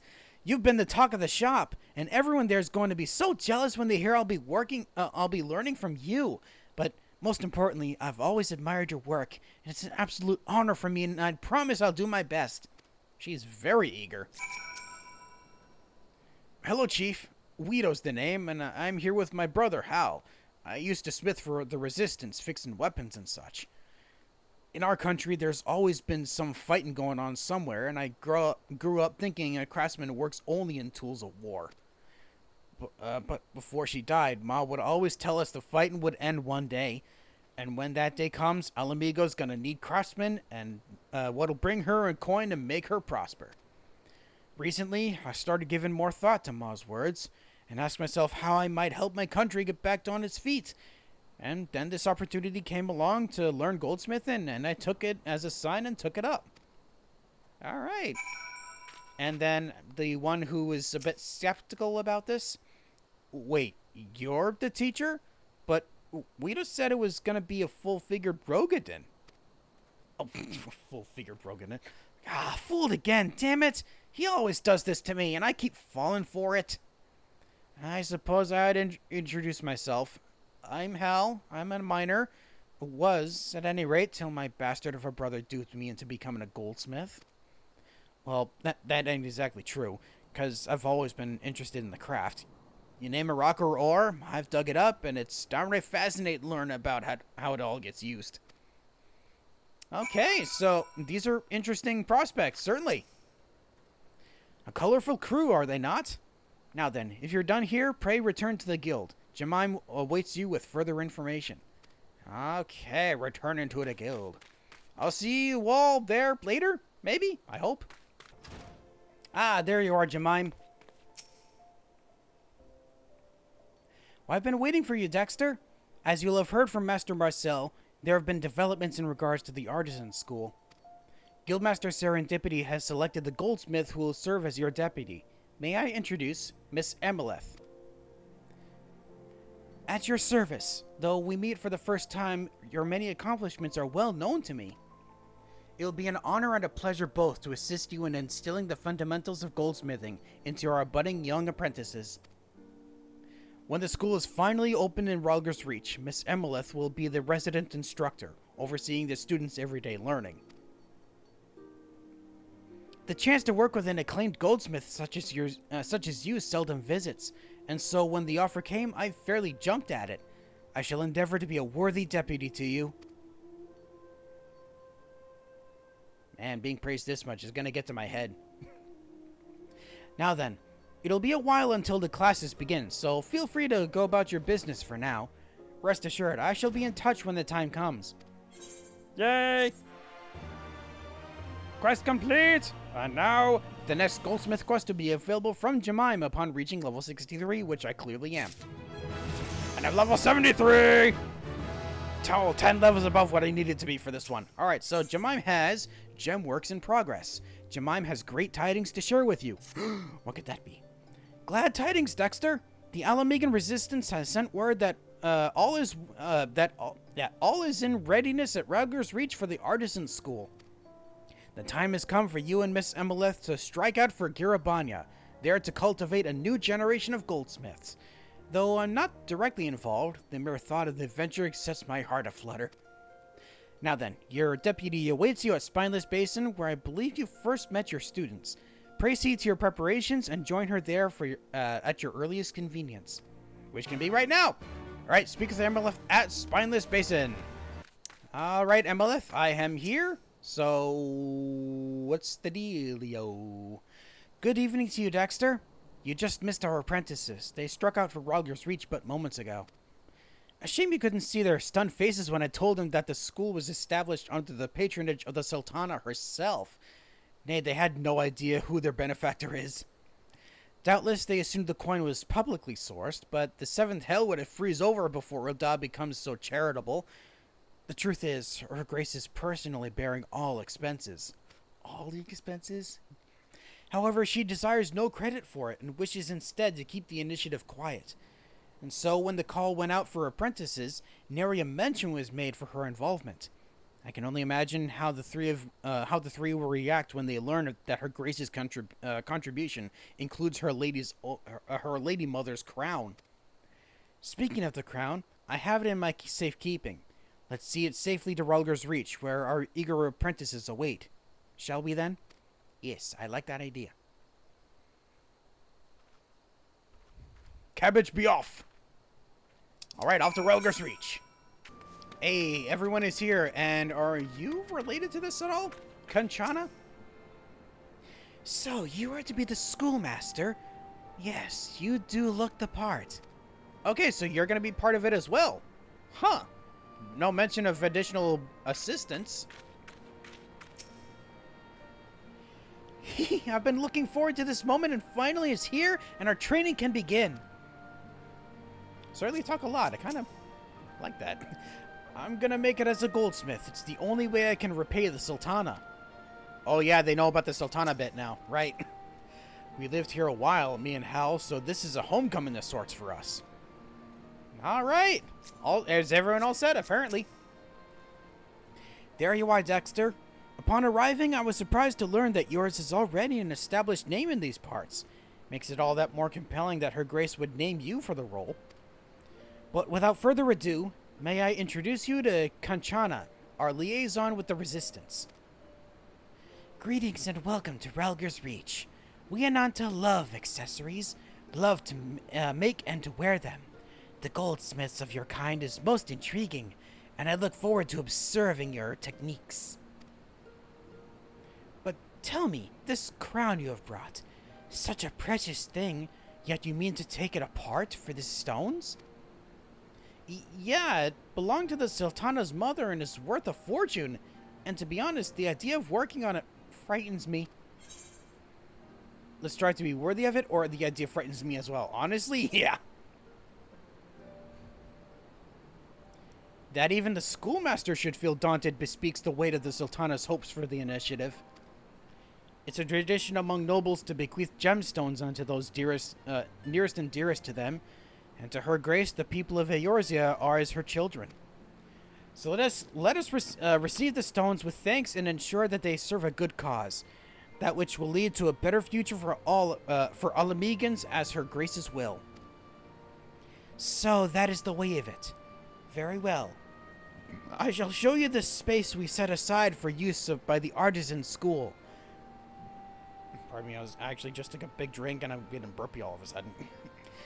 But I must ask, is that to be your actual name? It strikes me as somewhat generic. Hard to argue with that. If we're gonna be selling our wares eventually, I reckon we need a catchier name to slap on them. Right. Having something less a school and more of a workshop, like the Crown Gemworks, you know, in honor of the Sultana. Good name. I believe this is a fine idea. And that's a fine name. What say you, schoolmaster? I like it. It's official then. From this moment forth, the Crown Gemworks is in operation. Kanchana, pray lead the way. Schoolmaster, to begin with, may I suggest you have a word with each of the apprentices? It would serve to build rapport, and you would stand to learn about them. I suppose I could.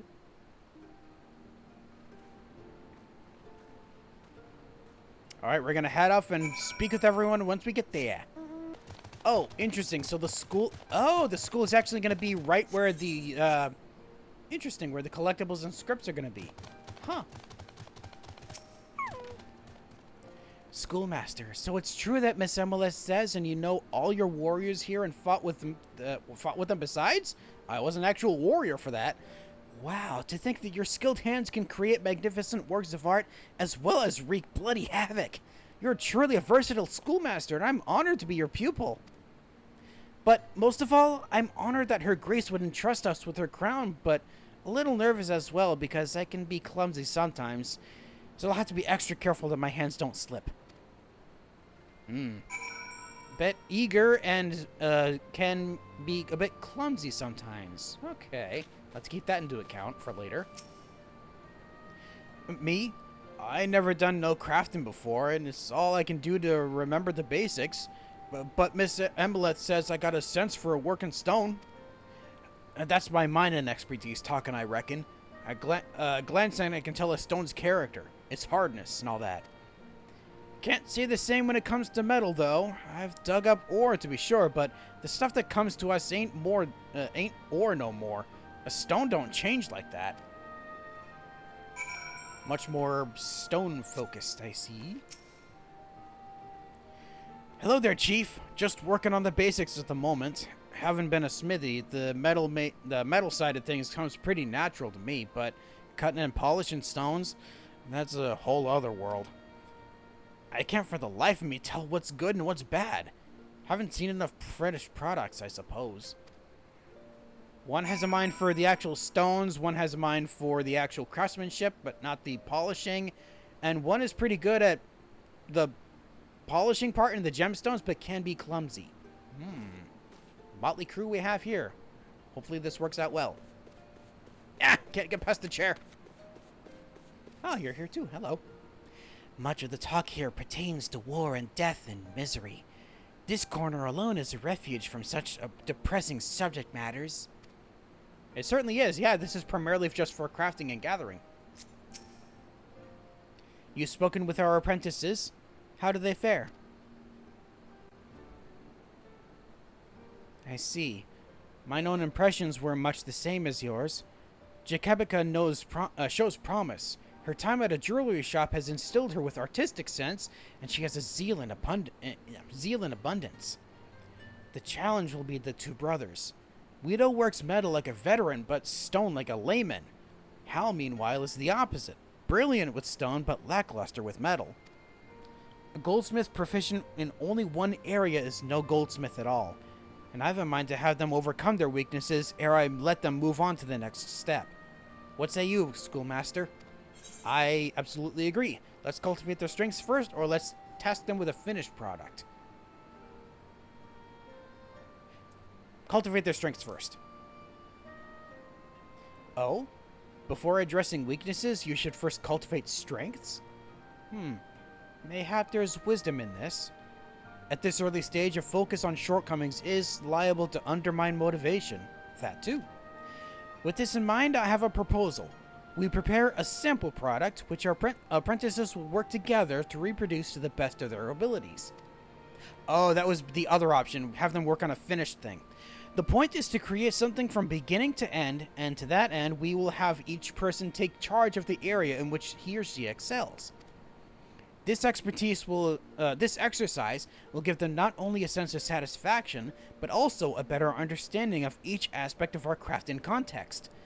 My thanks, Schoolmaster. Such an idea would not have occurred to me without your input. Yeah, that's smart, apparently. Now, on the question of a sample, I believe that it is best made by your hands. The quality would surpass aught I could hope to produce, and the knowledge that it came from you would serve to inspire our apprentices. As for the subject, yes, a silver ring should pose a suitable challenge. Something adorned with a beautiful lapis lazuli from Her Grace's crown. Ah, right, we're gonna be using her pieces for all of this, or this entire process. Here are some materials to get you started. Should you require more, you need but ask Kanchana, to proceed with the next quest to the materials provided by Emelith to craft a simple ring. Alright, ring time! Ring time requires me to be through the class segment and simple silver ring. Let's do this. Reflect, innovate, basic, standard, precise, and then venerate for groundwork. Yeah. That was easy. Here we go. Our apprentices keenly await their task, Dexter. May I ask if the ring is ready? It certainly be ready. Here you go. A silver ring set with a single brilliant lapis lazuli recovered from the crown of Nanamu Ul'namo's mother.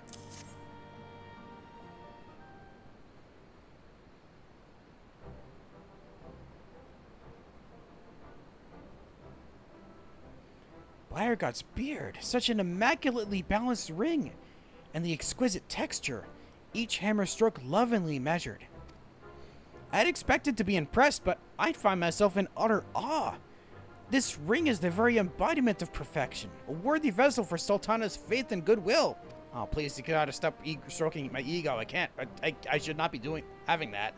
'Tis the simplest articles that separate masters from middling craftsmen. I wonder if our aspiring young goldsmiths will be able to appreciate the difference. Everyone, pray gather around. For your next task, we'll have you make a simple ring. Schoolmaster Gravel has personally crafted a sample for your reference. They must be so eager to work on it then.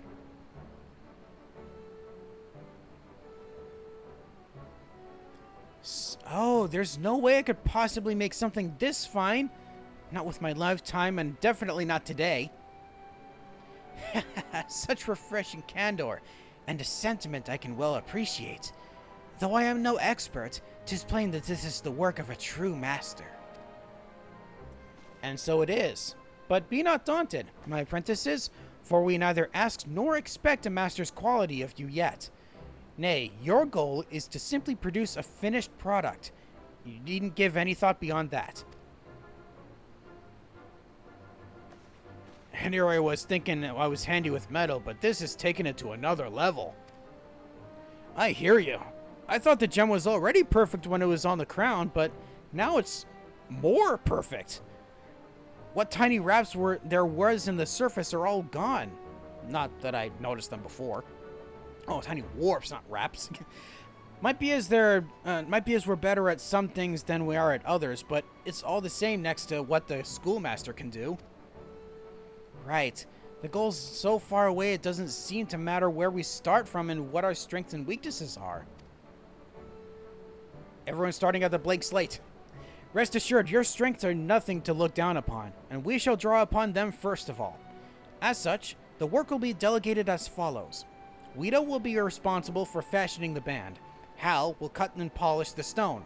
And last but not least, Jacobia will take charge of the initial design and finished touches. Doubt not that the time will come when you strive for mastery in all aspects of goldsmithing, but to begin with, we want you to focus on cultivating your individual strengths, and bid you join them together now to create your very own first finished product. Yes, miss. We appreciate you taking the time to craft such an amazing sample, especially for us, and we promise to do our very best. The schoolmaster and I have every confidence that you will. Remember, this workshop is yours, and everything here is at your disposal. But should you have any further needs for questions, do not hesitate to come to us. Heck yeah! Get to it!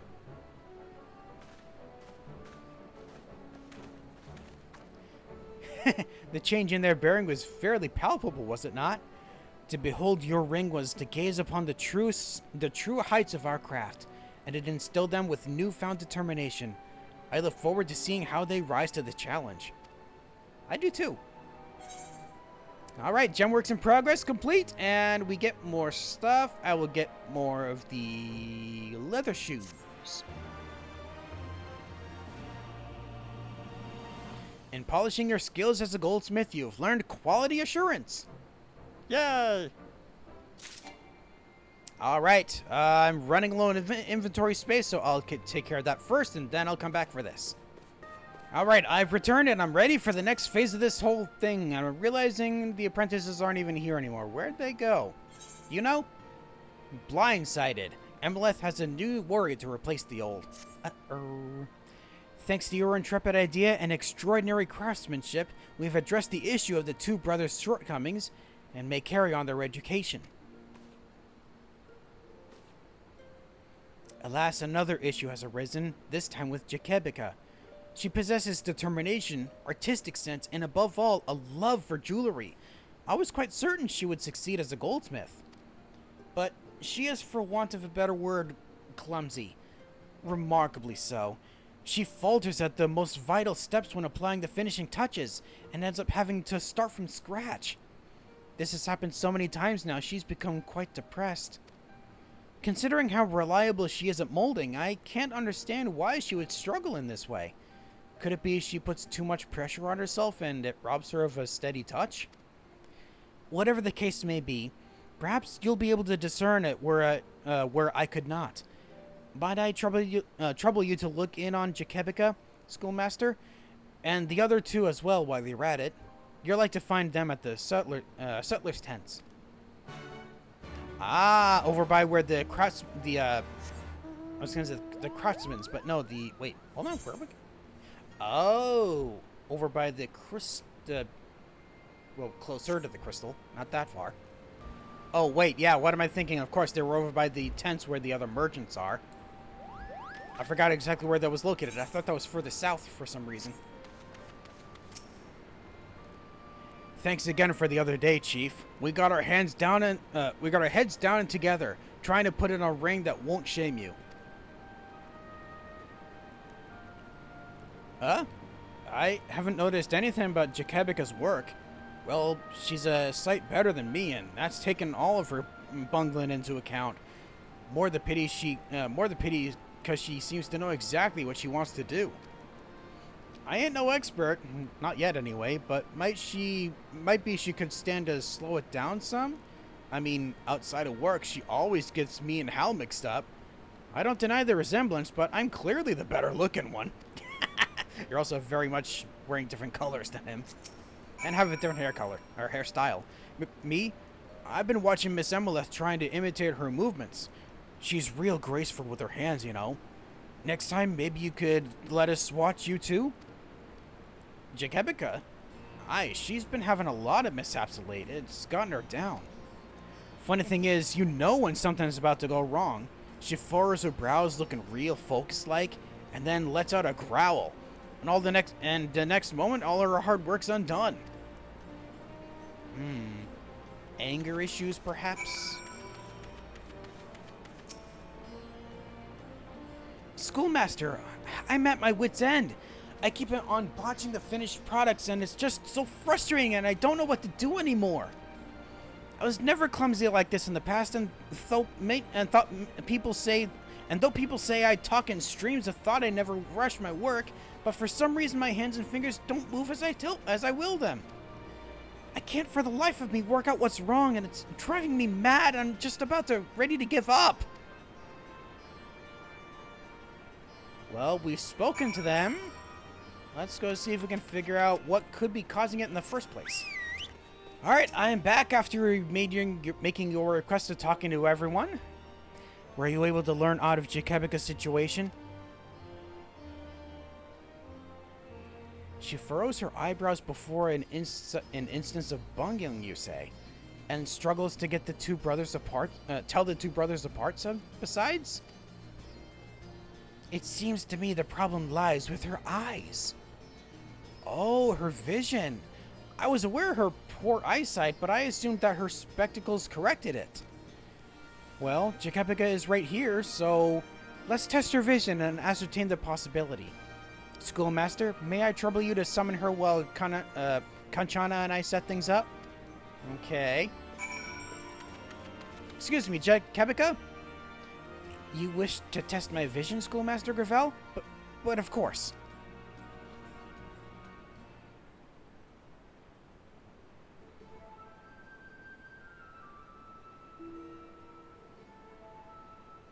So I just stand here and should take off my spectacles? Nay, young Goldsmith, pray leave them on. Let us begin then. Whose hand is raised? Miss Amaleth's or mine?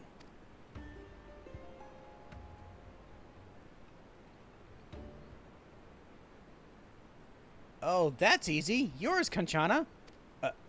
Whoa. Even with her glasses on, it honestly appears that way to you. By the gods, girl, what world have you been living in? Have you not already strolled off a cliff? We have our answer. Her spectacles have outlived their usefulness. Mayhap her schoolmaster would be so kind as to make her a new pair? Oh, yeah, that's easy. It just so happens I had spectacles in mind for the next task. From the curves of the lenses to the joints of the frame, these items demand a high degree of precision and are thus ideal for cultivating attention to detail. The spectacles you craft for Jakebica would also serve admirably as a sample for your apprentices.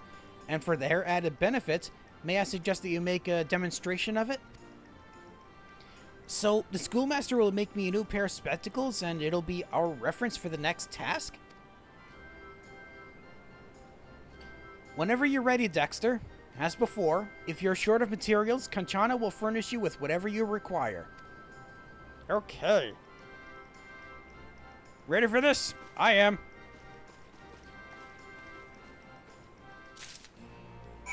Alright, synthesize a pair of precision spectacles. Here we go. And reflect from the lenses. Innovate on those frames. And then touch it, but don't touch the lens because that'll smudge it up. And now get some points back. That's all done. And now venerate. Set the groundwork for the rest of the piece. And apply finishing touches. Yeah. Alright, now present it to Amaleth and see what she thinks of it. No, darn it. Ah, so Jakebica's spectacles are ready. Go on and let Amaleth know. How are the spectacles coming along? They came out swimmingly. A pair of corrective glasses crafted to accommodate for Jakebica's failing eyesight. How much stronger would I have needed to make the grade for them to work on her?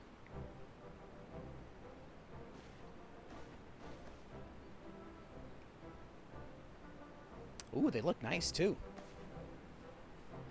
Oh, praise be, I can see again! All the beauty of nature in its fullest brilliance extending as high as the heavens and as far as the horizon. My world is now so wide I feel as though anything and everything is possible. Thank you, Schoolmaster. Thank you from the bottom of my heart. To look at your glee, it's a wonder you didn't realize the fault lay in your spectacles. At any rate, you may again work with your confidence. So she could hardly see worth a damn, but she could still do a sight better than us? We're gonna have to lift our game something fierce. You hear me, Hal? Loud and clear, Guido. Loud and clear. These are the finest spectacles a girl could hope to own, and I don't even know how close we can get to such quality, but we're gonna give it our all. I'd expect nothing less.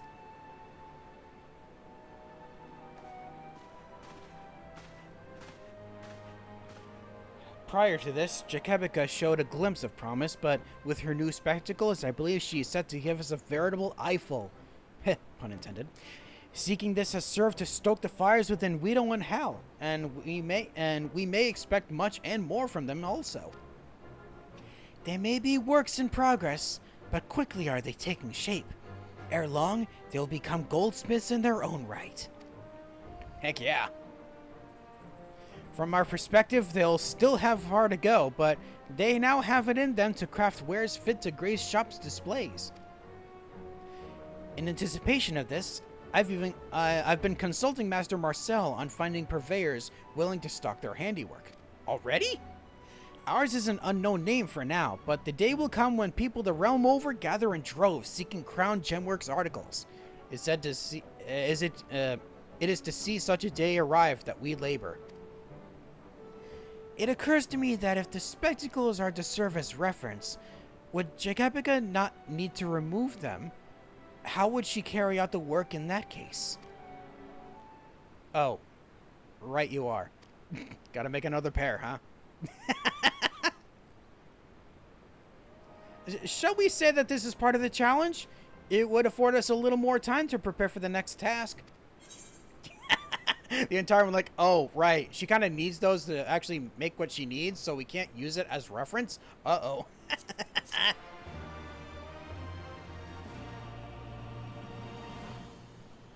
In polishing your skills as a goldsmith, you've learned manipulation! I can now manipulate gold even better, and at level 74. And by the way, Amalith, what is next? The perfect tribute. Amalith is expecting a call in her link pearl any moment now. A call from a prospective buyer? Schoolmaster, I trust you've been keeping well. It pleases me to say that our apprentices are making sound progress. Such is their dedication. They've even formed a study group of their own volition. Oh, neat. Pray excuse me a moment. Ah, Master Marcel, good morrow to you. Truly? We're in your debt. You'll recall that I've been looking for willing outlets for our apprentices' handiwork. To that end, I have some samples to I sent some samples to Marcel to present to merchants. Well, that was Master Marcel reporting on the results, and it seems the samples were very well received. No few outlets have expressed their interest, and with some willing to stock our wares on a trial basis. Ooh. Though it's low volume still, orders have already come in, and Master Marcel asks that the apprentices come to Estames for a meeting with his clients. To reach this stage in so short a time is a tremendous achievement, and they may rightly feel proud. Speaking of the apprentices, they shall be glad for the tidings. Mayhap the schoolmaster would care to be the bearer?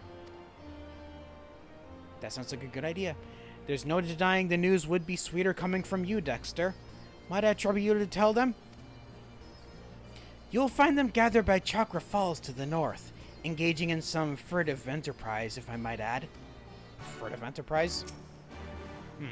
The news would be sweeter coming from you, Dexter. Please, go and tell our apprentices. I will.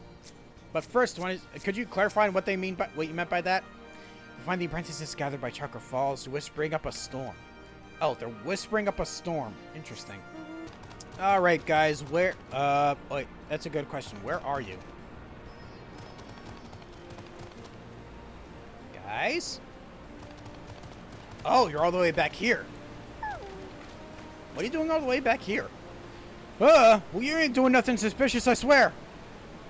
Well, certainly are not doing anything suspicious now. Can't we see we're Chief, how'd you find out where we was here? A little bird told me.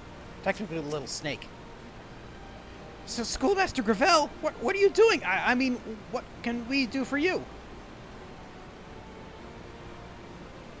What? Did I hear you right and just told us and you just told us we're receiving real orders from real clients?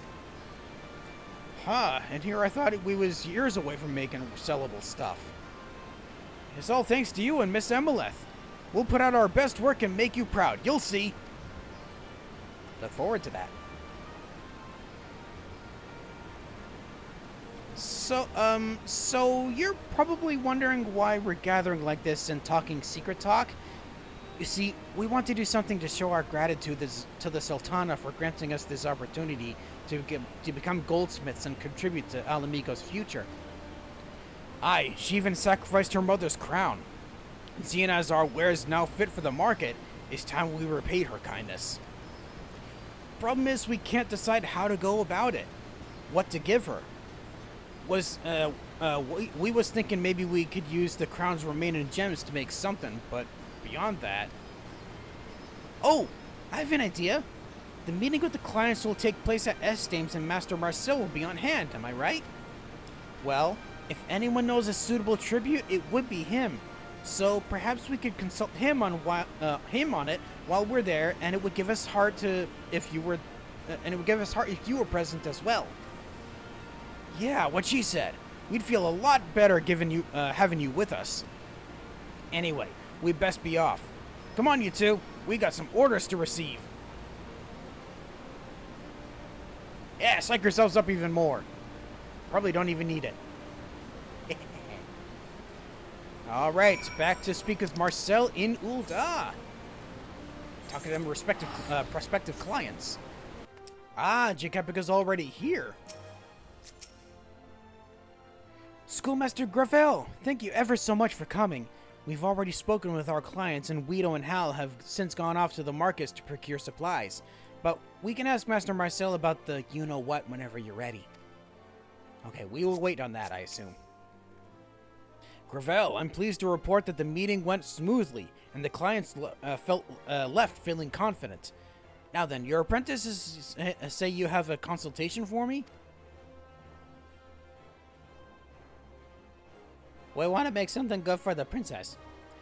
Oh, a tribute for the Sultana, and one which makes use of the gems from her lady mother's crown? An inspired idea. Alas, I have none of mine own to offer. Not likely he's coming to mind. As I'm sure you'll appreciate, I am honor bound to protect my patron's confidentiality.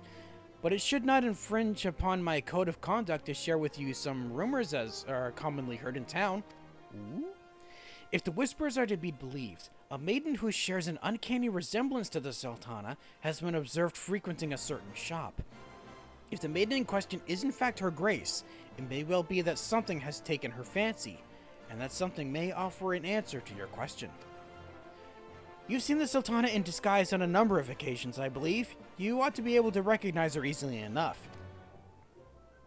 Well, this all sounds promising, and it just so happens Hal and Guido are at the Sapphire Avenue Exchange, so I'll fetch them and we'll investigate the rumor together. Once we've got a name for the shop, we'll lie in wait for the Sultana, and we'll need you to be on hand to identify her. See you in a bit, Schoolmaster, and thank you for your kind help, Master Marcel.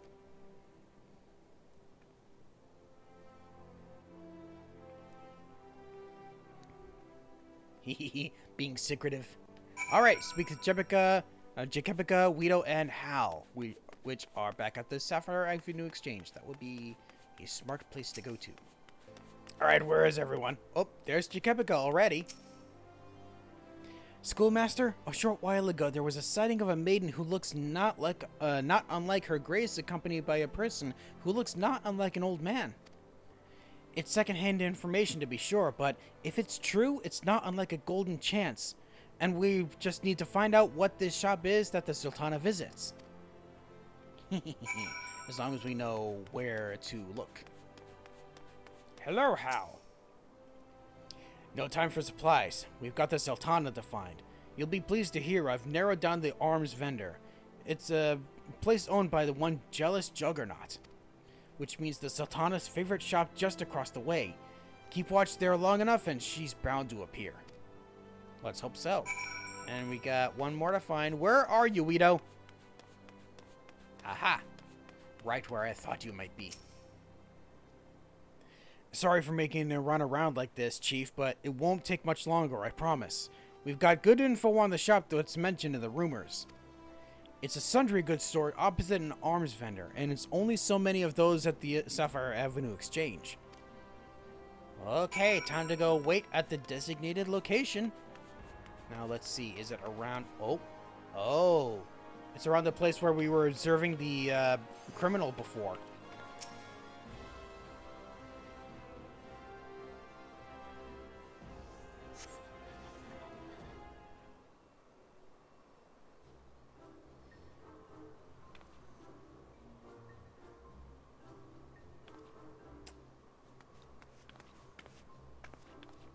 Based on Weedo and Hal's information, this is where the Sultana-esque maiden appears.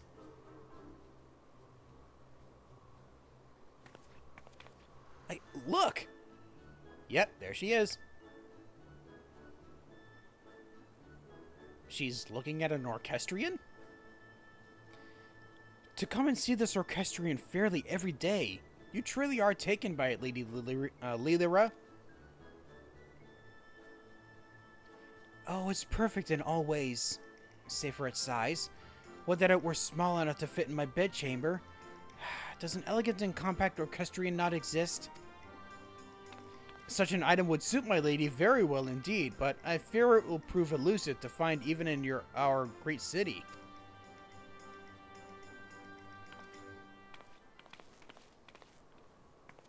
I have a feeling those aren't the people we think they are. Schoolmaster, was that who I think it is?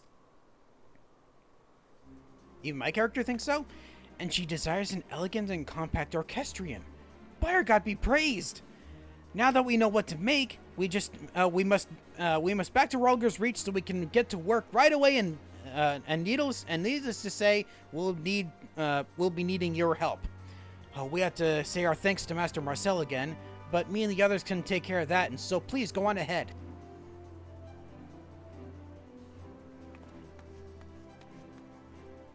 I get the feeling we're going to be creating it for no reason because that wasn't the actual person we're looking for. I mean, it might be. I don't know if it's because they might be going under disguise names or if there was the actual name and they just happen to look exactly like who we need. Regardless, let's see what we can do about making this portable orchestrion. Miss Emolith, I have information. Our apprentices have told me all.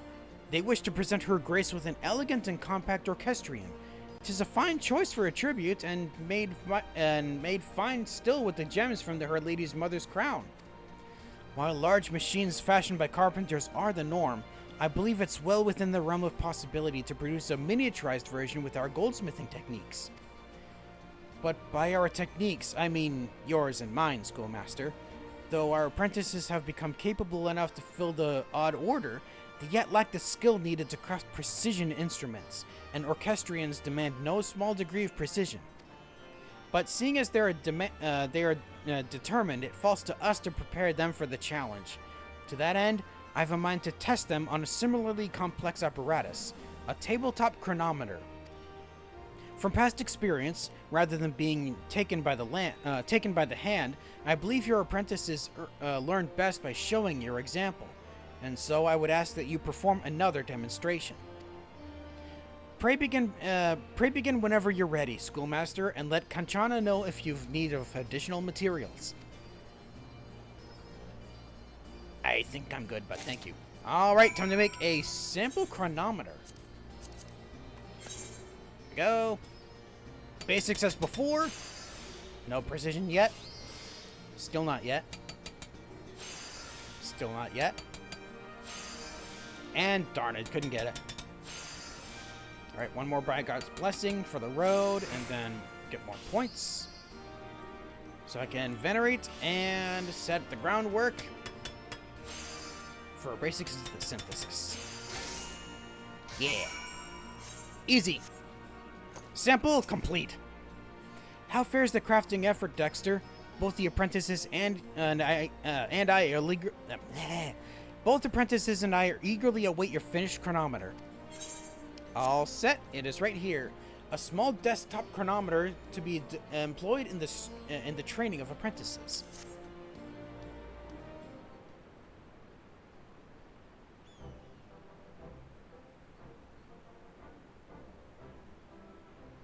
Ah, so that's what it looks like. Oh, the hand's even animated to move. That's awesome. This schoolmaster is absolutely flawless. My breath fairly caught in my throat. My expectations of you are high as a matter of course, but you manage to transcend them every time. Apprentices, you're not like to find a finer example of a chronometer. Study it well and reproduce it as best you can, and you shall acquire the requisite knowledge and techniques for making an orchestrion. We're supposed to reproduce that?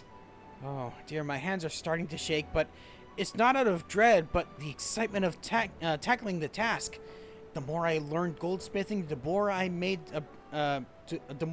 to apprentice the schoolmaster's brilliance and keenly. The more I'm made to appreciate the schoolmaster's brilliance and keenly feel how utterly unpolished I am next to him. You're like a god among goldsmiths, up in your own place in the heavens, while we're bumbling down here in the ground. And though we may never get to anywhere you are, we'll keep on climbing every mountain in the hopes that one day we will.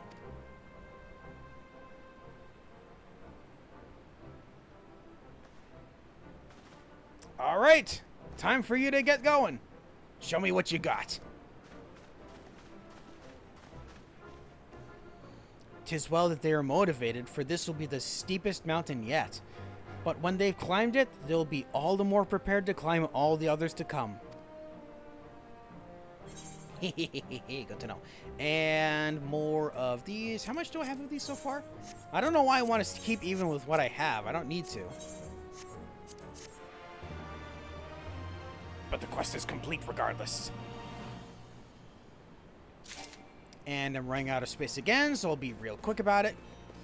There we go. Now I'm all set, and I'm ready for the next one, which is Sultana Dreaming. Emeleth has a message for you from your apprentices. Really? From them? Oh, schoolmaster, our apprentices wish to consult you regarding the orchestrion they intend to make for the Sultana. You'll find them over by Chakra Falls, their favorite place to convene when they have something to hide. And while you're there, could you please tell them they are needed at the workshop? As it happens, they have other tasks requiring their attention. Aha, I see. Our apprentices wish to consult you regarding the orchestrion. You'll find them over by Chakra Falls, their favorite place to convene when they have something to hide. Another gathering at the waterfall? I say, what inspired idea to do they have this time? Well, we're gonna find out! Alright, you three, what are you up to this time? Ah, Schoolmaster Gravel! You'll never guess, but we've already begun working on the orchestrion and without Miss Emeleth's knowledge because we wanted to see how well we could do it by ourselves. Like before, we divided up the tasks between the three of us, and I'm in charge of the cylinder. Each of the parts were ready already, and all that remains is to join them together.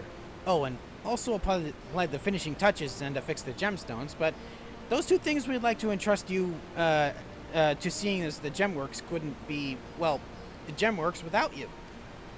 But before we get ahead of ourselves, we'd appreciate if you and Miss Emeleth could examine our work to make certain everything's up to scratch. Ah.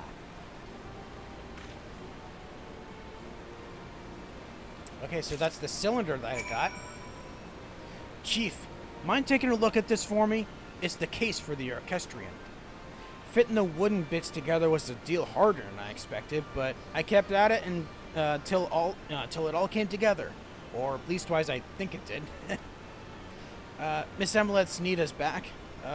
Bugger, we were supposed to unload the supplies. Knew I forgot something. Ready to go to it soon. And Hal? So, we've been working on the orchestrion in secret.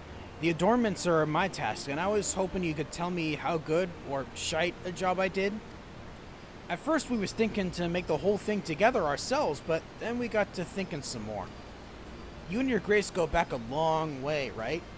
Well, it seemed to us the tribute be all the more special if you was to handle the finishing touches, attach the gemstones and all that. Ah, that's sweet of you, I like that. Okay, let's show the apprentice's work to Emeleth, see what she makes of what they've created so far. Emeleth, you've spoken with your apprentices?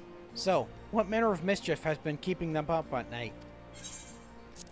They had a orchestrion cylinder, an orchestrion's beating heart where the music is made, an orchestrion box, the orchestrion's outer case which crafted from fine lumber, and your orchestrion ornamentation, an orchestrion's ornamental trimmings inlaid with the beautiful gemstones.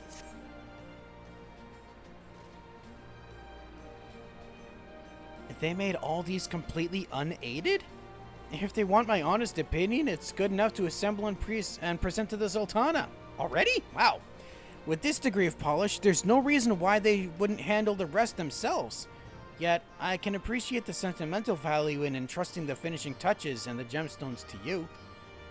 As our apprentices say, the gemworks wouldn't be what it is without you, and as the Sultana's personal friend, your involvement would imbue the tribute with great meaning. In addition to symbolizing her grace's faith in us, the gemstones represent the cherished memories of her mother. If anyone here should have the honor of breathing new life into them, it's you. With that, I shall leave it to you. Remember, should you require additional supplies, you need but speak with Kanchana. I look forward to beholding the finished orchestrion in all its glory. Alright, time to build the ultimate orchestrion. A tribute orchestrion. That'll require some reflection. And probably some innovation. To make the basics even better. Almost advanced in a sense. And precise at the end, because why not? And then get a few points back to make sure I can make plenty to be able to groundwork. And then be careful for the final synthesis. Tribute orchestrion all set. I didn't even talk to you the last time. I'm so sorry. Well, such a sweet little orchestrion you have. Hey, thank you. I put a lot of work into this. Is it ready, schoolmaster? The orchestrion? Gods, I believe I'm getting butterflies in spite of myself. Well, I have the orchestrion right here. An elegant and compact orchestrion custom made by the Crown Gemworks as a tribute for the Sultana. Oh, and there's thunder booming outside. Oh my, this is magnificent. A more refined and elegant orchestrion I've never seen. Why, I can really see it gracing the Sultana's chamber, its music imbuing her slumber with sweet dreams. Such a grand tribute calls for a grand occasion in which to present it, and as the creators, suffice it to say you and the apprentices must be in attendance. I shall arrange for the Crown Gemworks to have an audience with her grace. Until that time, keep all the nature let all keep the nature of their tribute in confidence. The orchestrion I shall leave in your safekeeping, Dexter. At the appointed hour, pray take it to the palace entrance on the royal promenade. State your business to the Sultan sworn on duty, and he'll show you in. I shall see you there.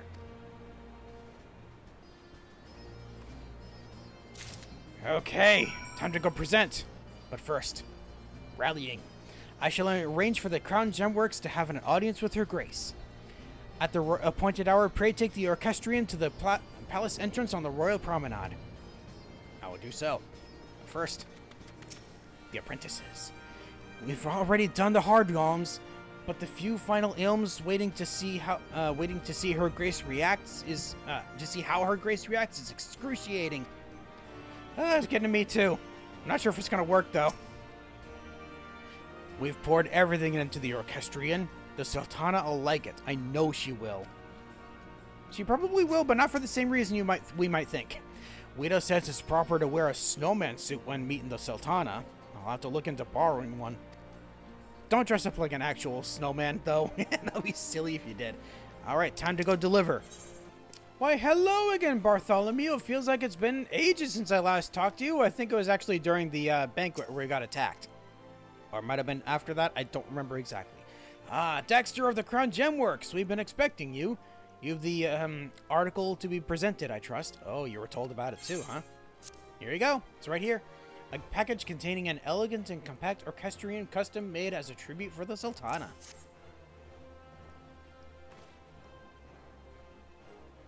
Very good. Lest you wonder, your colleagues have already arrived. I shall take you to join them. Her Grace will receive you in her chambers. In her chamber specifically? Going back into her bedroom like I did before? Oh, never mind. We're just in her stateroom. Oh wait, no. This is where we had that night where she got. Be at ease, my friends. I'm informed you are come with a gift. Yes, Your Grace. A humble token of gratitude from the apprentice goldsmiths for the generosity you have shown them.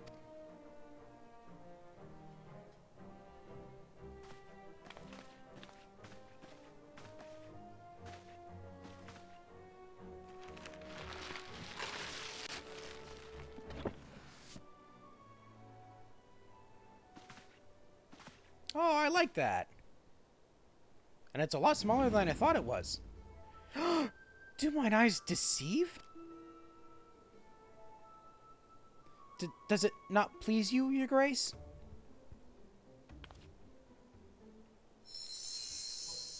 How should I not how should it not please me? 'Tis the very thing I desired, yet was resigned never to find. What? And the jewels that adorn it, are they familiar to me, and the comfortingly so? Could they be? Indeed, Your Grace, we took the liberty of using jewels from your Lady Mother's crown. Okay, she really loves it. So then my assumption was wrong. It actually was the Sultana this whole time. Oh yeah, composing ourselves like, oh yeah, I'm the Sultana right now. May I try it? Oh yeah, it's meant to be used. Not would please us more, Your Grace.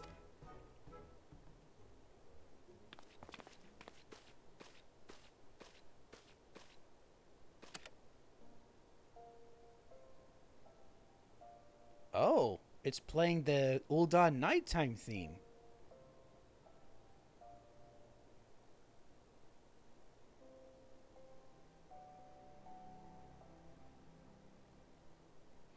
Was a collaboration between the apprentices, who crafted and assembled the primary components, and their schoolmaster, Gravel, who handled the finishing touches. I gave the crown willingly, expecting naught in return, yet here it is returned to me, reborn in magnificent form. I am grateful beyond words, not only for this gift, but also what it represents. You're coming into your own as goldsmiths, ready to contribute to the future of your homeland. From the first I had every faith in you, Dexter, but even so I dared not hope that this day would come so soon. From the bottom of my heart, I thank you.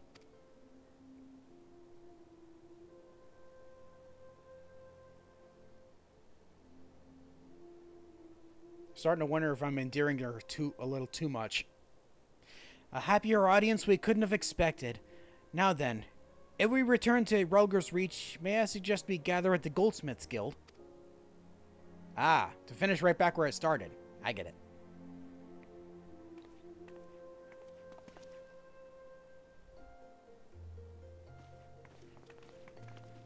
Alright, let her enjoy her gift in peace. Oh, okay, I'm right back here. So, what did I just say? I think I said cool and tried to say shoot at the same time? That was weird. Ah, here you all are. Hi! I wasn't expecting to talk to you. I'm so happy that Her Grace was happy, and we have to thank you to thank for making it happen, Schoolmaster. Felt myself turning red as a beet back there, and used to such high praise. But I reckon I could grow to like it. Mayhaps. Damn, that was a near thing. Got fishy when Guido wouldn't put a snowman suit on, so it took mine off right before the audience. Oh yeah, you had one before, and you decided to take it off because no one else was wearing anything special. You set out to repay the Sultana, and you have succeeded in the grandest fashion. I am truly happy for you. Master Marcel beheld the orchestrion for the first time, and was deeply impressed. He makes his way here even as we speak, doubtless with words of praise, though, if I may add, when he called, he sounded uncharacteristically flustered. Flustered? Why would he be flustered?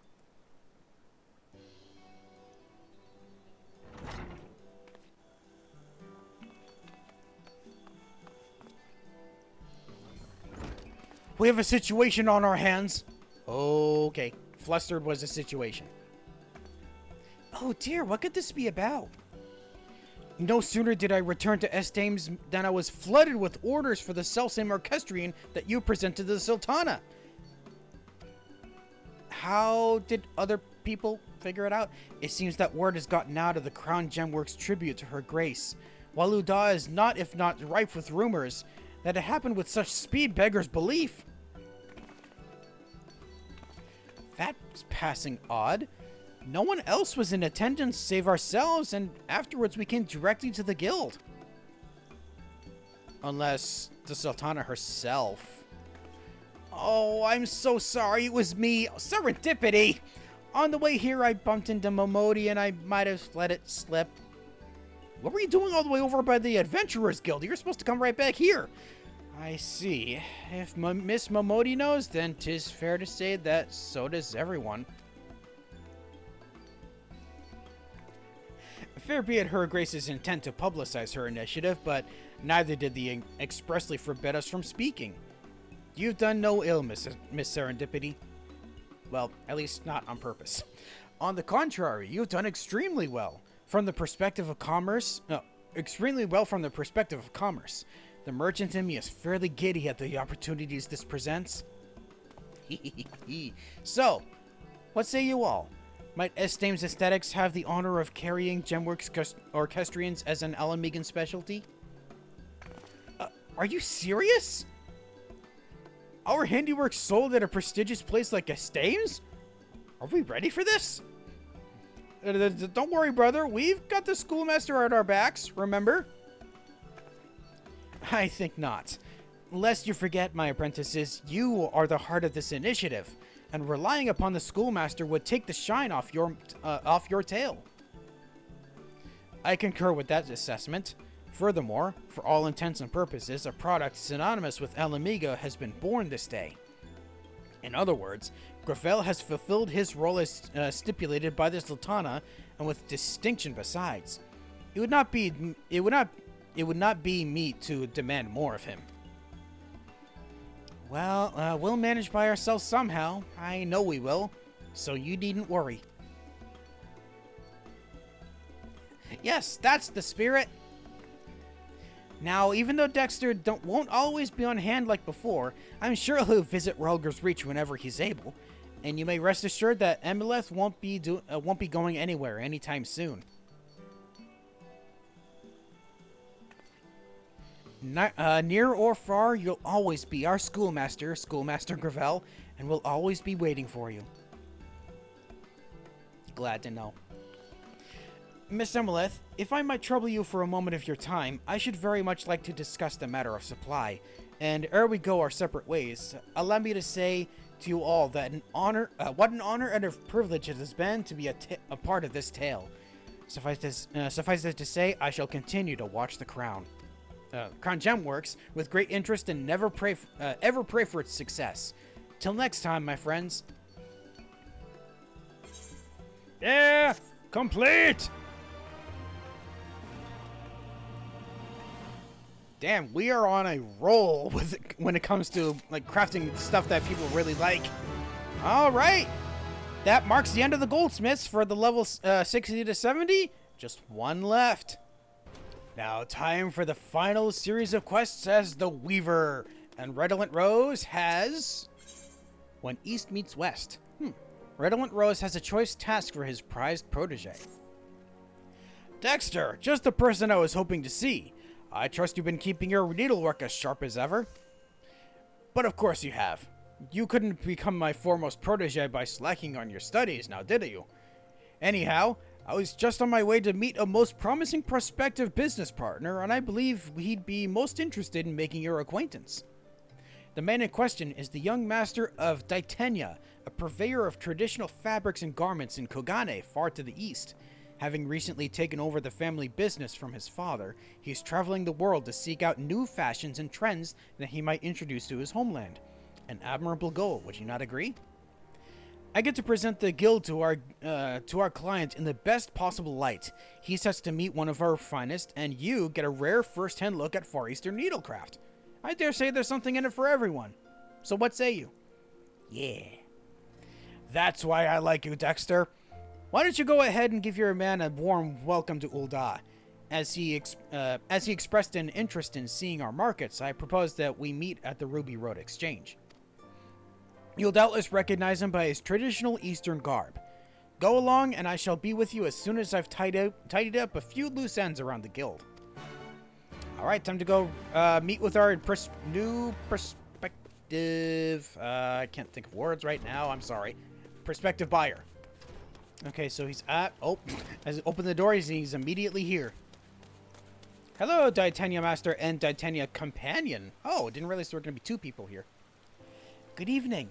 I have accompanied the young master to these distant shores that I might look upon its wonders with my own eyes. Pray treat me with kindness. I shall certainly do my best.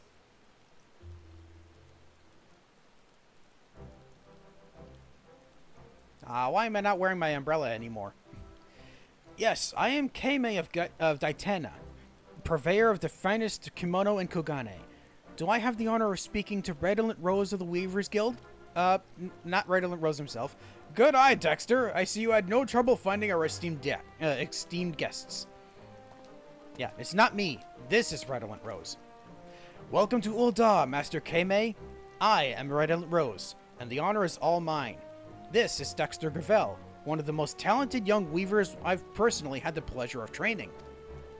I trust you've had the chance to take in the sights a bit. Should you have any questions regarding Ul'dah fashion or custom, any at all, Dexter here will be all too happy to answer them. Isn't that so, Dexter? Maybe. Okay, sure. A most generous offer, Master Rose.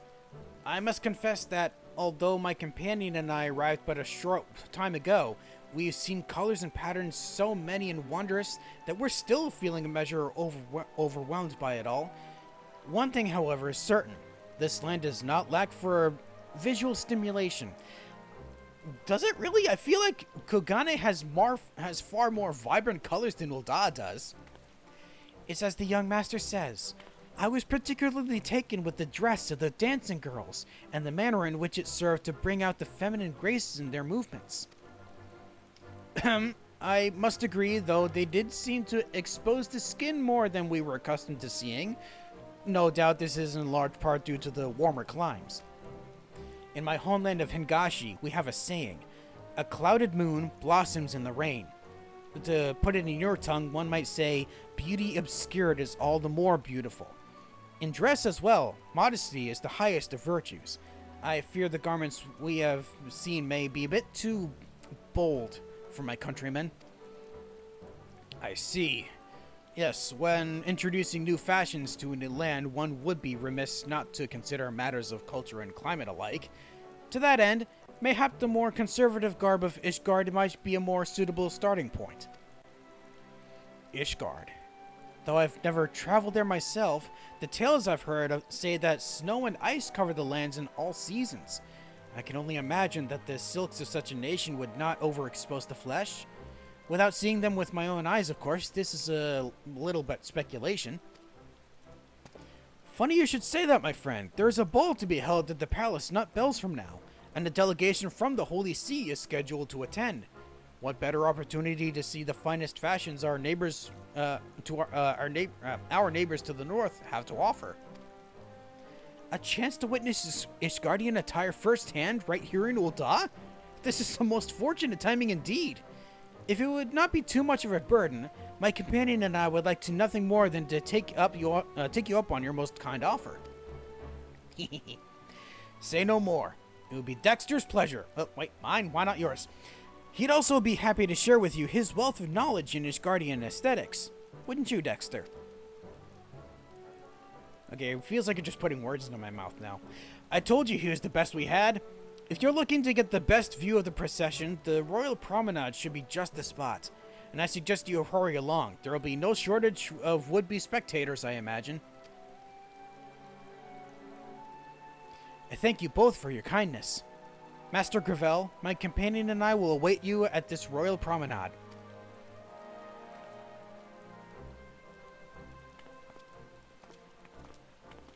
Now, I wonder why they keep using the term companion specifically. Did you hear that, Dexter? In case the gravity of the moment was not been lost on you, we stand on the verge of a potentially historic moment in the guild history. Should Master K-May take a liking to this, to us, Ul'dah Fabrics will find a new audience across the Ruby Sea, and in turn, we'll be able to bring the exotic fashions of the East to the Sultanate. No, to all of Eorzea. We've not felt this inspired since... Why, I don't even remember when. I must return to the guild and put the designs in my head to parchment at once. Now, hurry to our client's side, Dexter. I'm counting on you.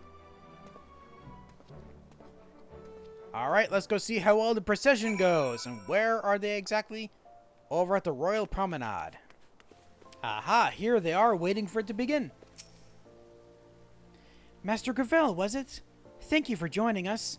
It would seem the Ishgardians have yet to make their appearance. I'm most eager to see what fineries they favor. I am too. Wait, I've already seen their clothing. What am I thinking? Ah, Master Gravel, you've come at the perfect time. Are those two gentlemen not part of the Ishgardian delegation? Which gentlemen? Madeline is not part of this, I don't think. I say, how can anyone abide this infernal heat? If they had the courtesy to inform me in advance, I would have worn something that breathes a bit more. I have a half mind to go change into something more comfortable. My lord, it may be so bold as to remind you, this is for the very purpose of displaying this attire that House Halenart deigned to participate in these festivities. Lord Artuarel would not approve if you were to. Yes, I'm not daft, Honorroy. Go against brother's wishes. The fury forbid. Now, whatever's keeping my lady. After all, it is for her and her alone that I humor brother's request. Oh, you came here for a particular someone. Oh, yeah. Lineate. Do not say a word. Oh, he is enjoying this a little too much. My lady, as ever I find myself without the words to properly convey the elegance before mine eyes. Truly you're a rose among the weeds, your beauty blossoming even in this godforsaken desert. But I forget my manners. Might I, Emmanuel de Fortin, have the honor of escorting you to the ballroom? Huh, if only you could show such poise in the battlefield. Did you say something, my lady? You seem pensive somehow. Mayhap you're feeling less than confident about your dancing abilities? Worry not. I shall take the lead, and you need but follow. Do take heart, my lady Laniette. I can say with some confidence that dance is mayhap the one discipline in which Lord Emmanuel's actual ability measures up to his words. Don't know if I should take that as a burn or not. And this is supposed to comfort me? At least on the battlefield I could hold my own against this. The ignominy of it all.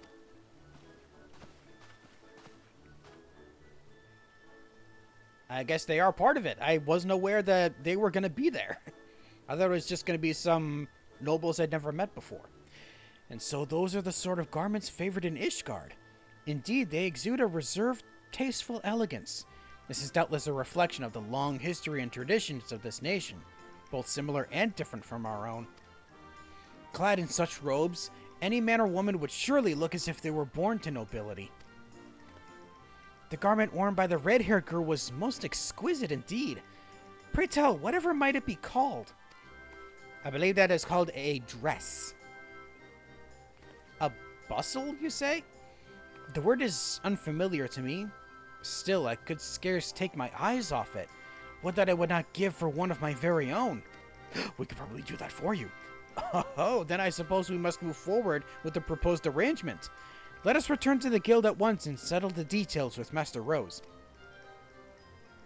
Master Gravel, your guidance and company both have been most appreciated. I trust we will be seeing more of each other in the days to come. Until then.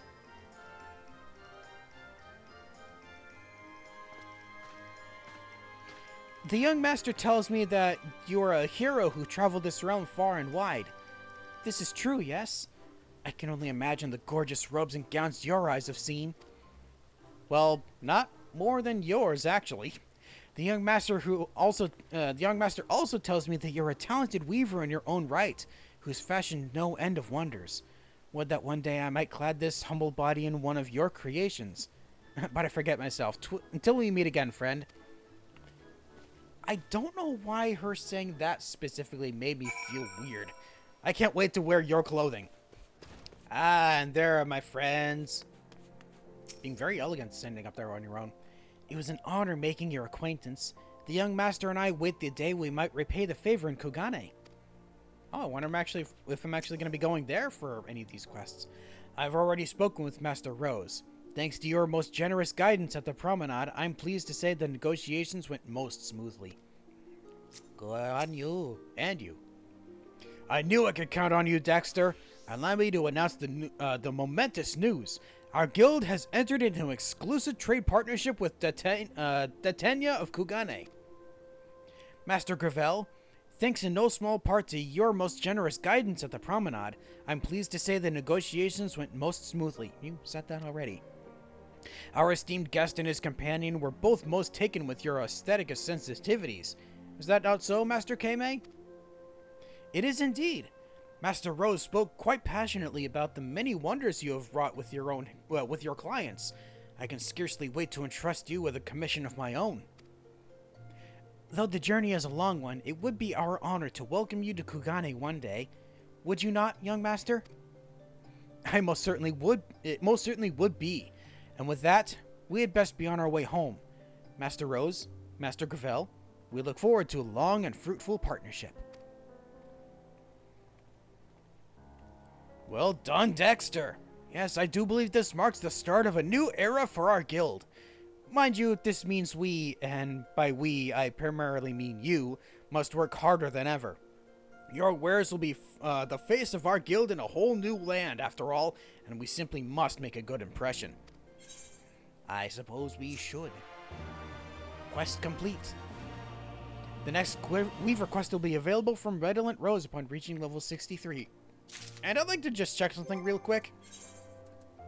I have 24 of these items. They're almost useless because I don't need the experience right now.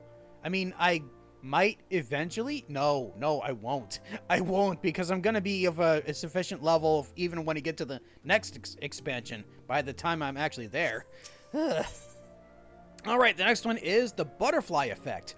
Redolent Rose's eyes are gleaming with excitement as you approach. Ah, Dexter, you must see the shipment of silks that just arrived from our new friends from across the Ruby Sea. Simply exquisite, if I do say so myself. I can scarcely wait to see what wonders our weavers might work with them.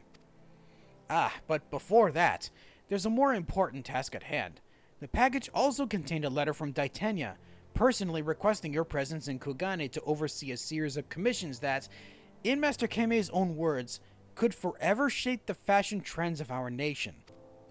A rather unusual request, but one that speaks to the importance of the client and Master Kame's own uncompromising devotion to the quality of his wares. I can see no reason to refuse.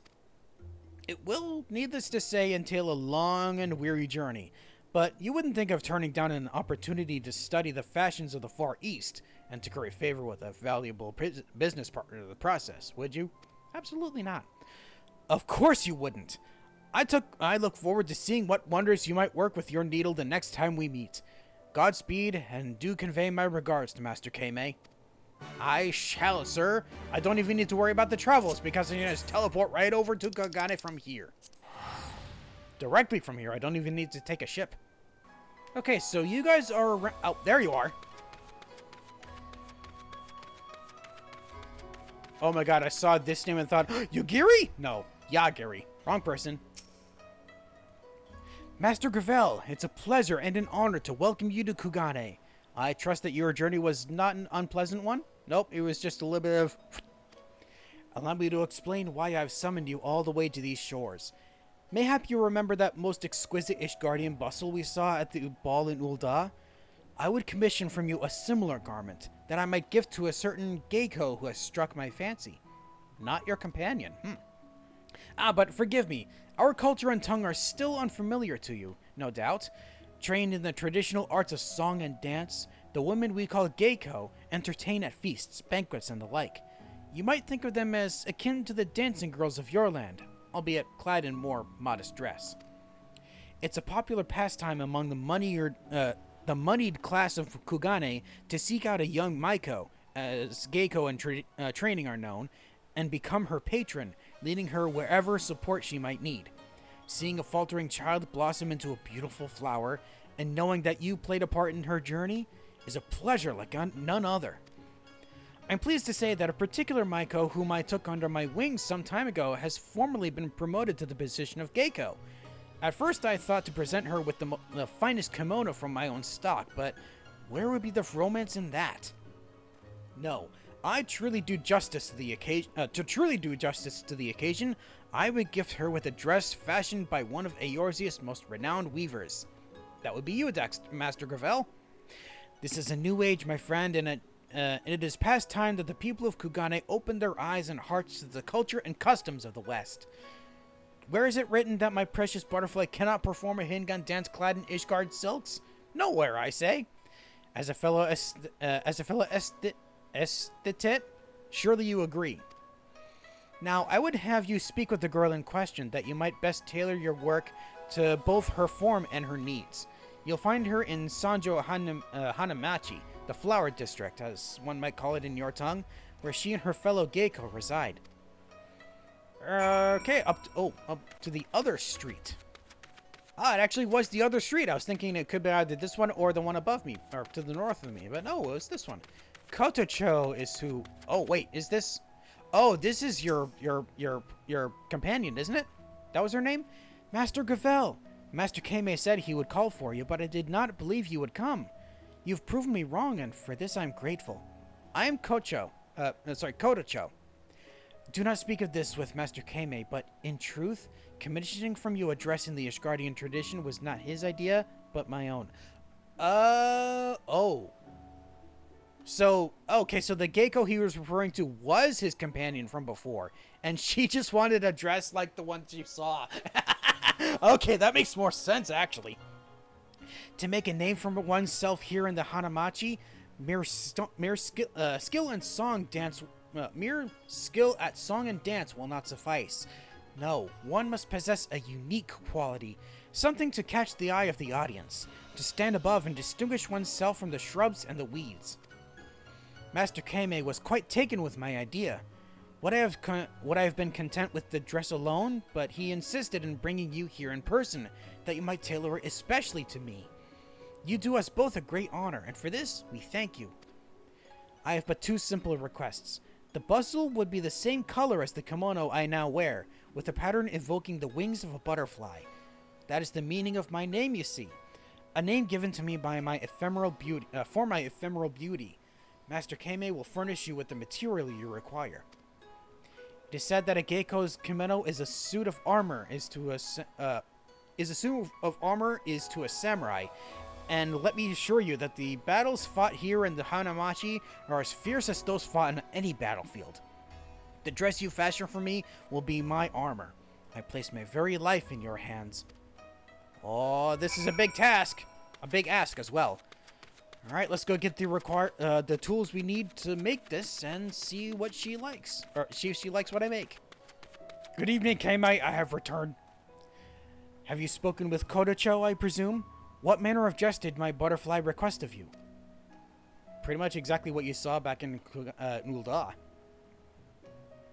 Frills akin to a butterfly's wings.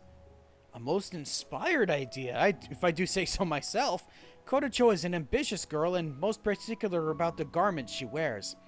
It's no small task, but I have full confidence in your ability to fashion a dress that will help her rise above the crowd. Needless to say, Titania is honored to provide you with any materials you require free of charge. You need but speak to my man Yagiri here and inform him of your needs. Ah, so it's not Kame himself, but it's Yagiri that does. How fare you with Kodocho's dress? Should you find yourself wanting for materials, you need only speak to my man Yagiri and inform him of your needs. No need. I can just talk to him right now. Titania welcomes you, honored guest. I am Yagiri. The young master has instructed me to provide you with the materials you require for this butterfly's bustle. I do believe this should suffice. It probably will. Let's see if it does. It most likely will. The young master has imported some of the finest Ul'dah silks, especially for this occasion. Should your work and Kodocho's dancing prowess capture the public eye, he believes that a new wind will blow in Kugane, so to speak.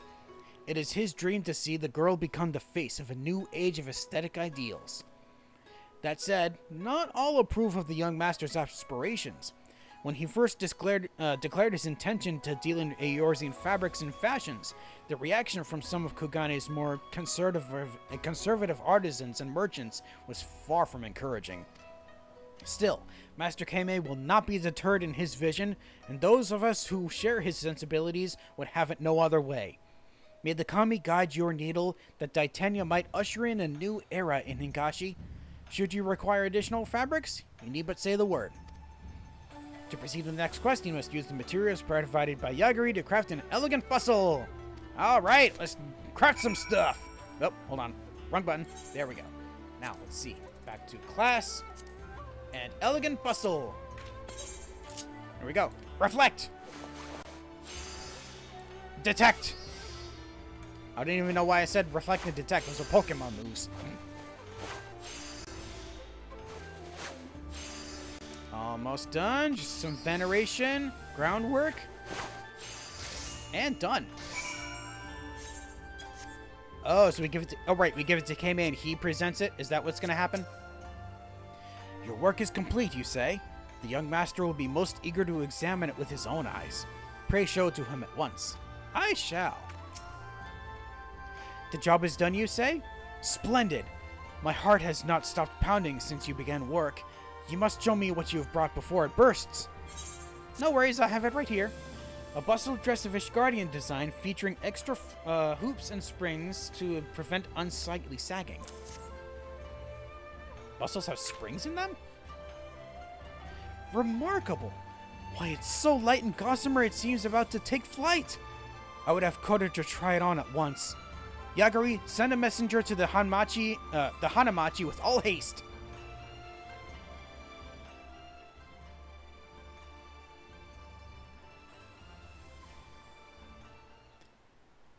What say you, young master? Does it suit me?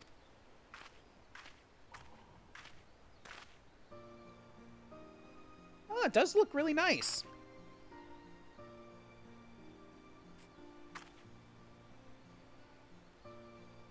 Beyond my wildest dreams, my dearest Kodocho, the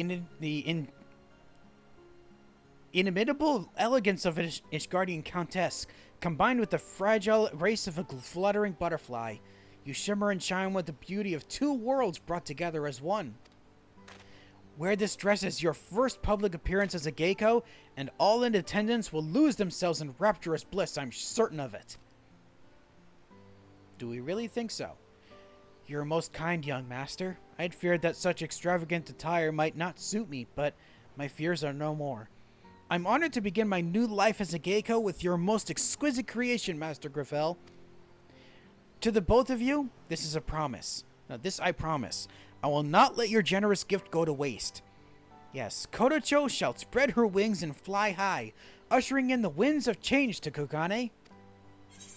Hee, I did good. And now I get options for stuff that I don't really need, so I'll just make some gloves of crafting. Take some gloves of crafting. In honoring your aesthetic sensibilities as a weaver, you have earned quality assurance. Yeah, level 73! And what is next on the docket? The Crane's Caveat.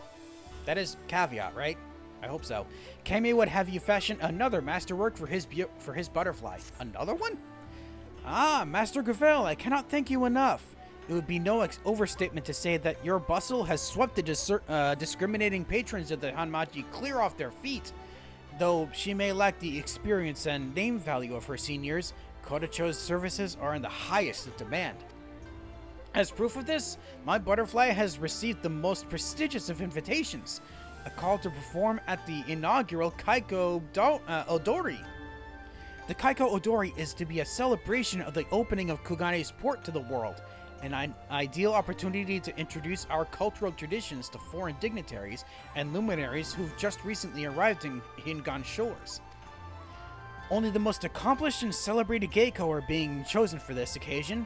For a fledgling such as Kodocho to receive the call, this can only be a sign that a new dawn is breaking before our eyes. When my butterfly makes her debut before the world, none but the finest of dresses will do. Might I commission your services once more, Master Gravel? I would trust the job to none other. As before, the particulars of the design I shall leave to Kodocho herself. Clearly, the girl possesses an unparalleled eye for fashion. Pray visit her in the Hanamachi and see what she has in mind. All right, let's go see what we make next for Kodocho. Why am I thinking? I'm getting words mixed up. I see she's still wearing the same outfit as before. It's an honor to welcome you back, friend. The bustle you fashioned for me has caught the eye of many. Night after night, I'm summoned by the wealthiest merchants and landowners of Kugane, who spare no expenses to spend a night in my company. But why limit myself to my own countrymen, when there is a whole world out there to enthrall and entrance? If I win the favor of our honored guests at Kaiko Odori, there's no telling the heights to which I may soar. Dreams I never dared to dream will be within my reach. However, one matter concerns me. I'm accustomed to dancing in inns and heat tea houses, and yet these festivities will be held outdoors, under the open sky. I wonder what manner of dress are preferred to such occasion in your homeland. One that lets your shoulders breathe, or one that will allow you to move freely? Freely movement, because they'd be a little more averse to something that shows more skin. If we could add that over time, that would be better, but for now, just move freely. I see. Yes, on a wide open stage, I cannot afford to wear a garment that might restrict my range of motion. A dress of light, supple fabric would certainly suffice. Whatever one would call such a garment, might I ask? What would they call that? A spring dress, you say? A spring dress? Ooh, that's gonna be fun. How very delightful. It also calls to mind cherry blossoms dancing and twirling in a gentle breeze. Why, the very sight sets my heart aflutter. But don't fret, my friend. Light and airy though it may be, this dress will serve as my armor and my fiercest battle yet. I'm counting on you to see that I emerge triumphant. Do pass along my regards to the young master. Alright, we're going to be making a sundress for her. That's going to look very interesting. Welcome back, Master Gravel. Do tell, what manner of dress do you intend to fashion for my butterfly this time? A dress that flutters like petals in a spring breeze. How absolutely delightful.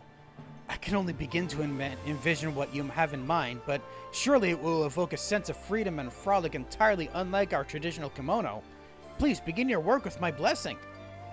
As before, I've instructed Yagiri to provide you with all that fabric you require.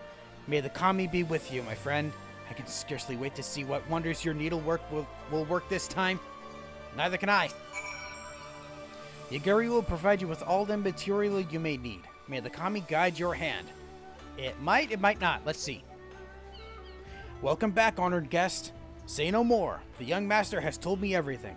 It's again my honor to furnish you with the finest fabrics from our stock. Thank you.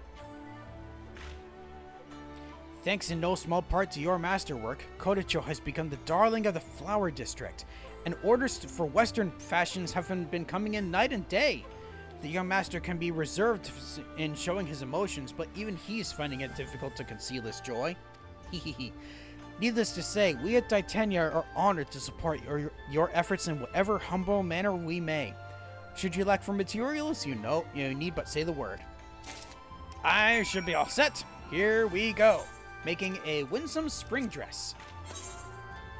I only just barely saw the name of what the next item is going to be. That's going to be very interesting. But for now, focus on what I'm making right now. Oh, aha, precise touch. Innovate, basic, precise again. Very good, very good. Venerate, groundwork, and basic. Nice. Winsome spring dress created. The dress is complete, you say? The young master will want to see it at once. I thought he might. Your work is done? Splendid. Pray show me what marvel you fashioned for my butterfly today. I made her a spring dress. Winsome spring dress. A beautiful dress crafted with only the finest materials.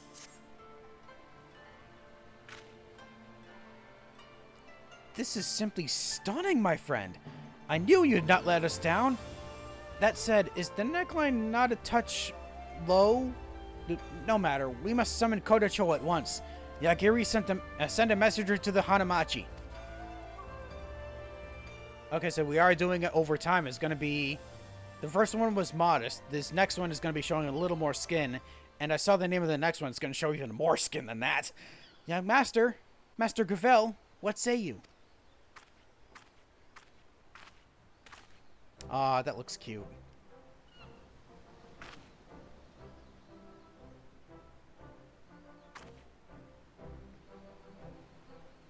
I say nothing, my butterfly, for your unspeakable beauty has robbed me of all words. My worries about the neckline were for naught. The slender grace of your shoulders, why, you're as delicate orchid blooming in the warmth of the spring sun. Yes, I can see it now. When you dance for the world at the Kaikyo Odori, a spring breeze will blow down from the mountains high and sweep Hingan and Injan alike into a glorious rapture. Your words make me blush, young master. It is by your patronage and the talents of Master Gavel that I've come this far. But I assure you, this is only the beginning. When I take the stage at the Kaikyo Odori, a new legend will be born. A legend?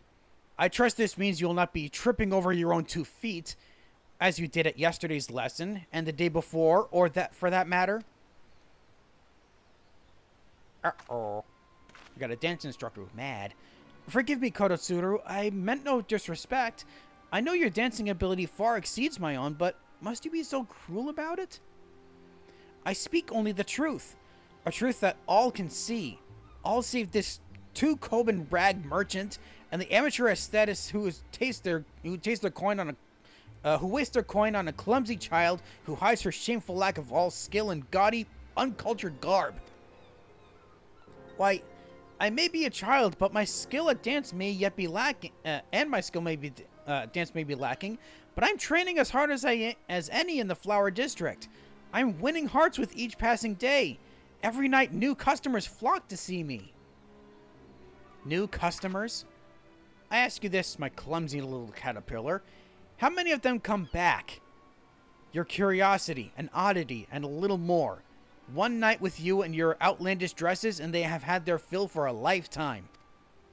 There are only so many patrons, wealthy patrons in Kugane, and they value tradition. Fail to win their hearts, and your career will be as fleeting as the cicada who will not live to see the autumn. But I must be on my way.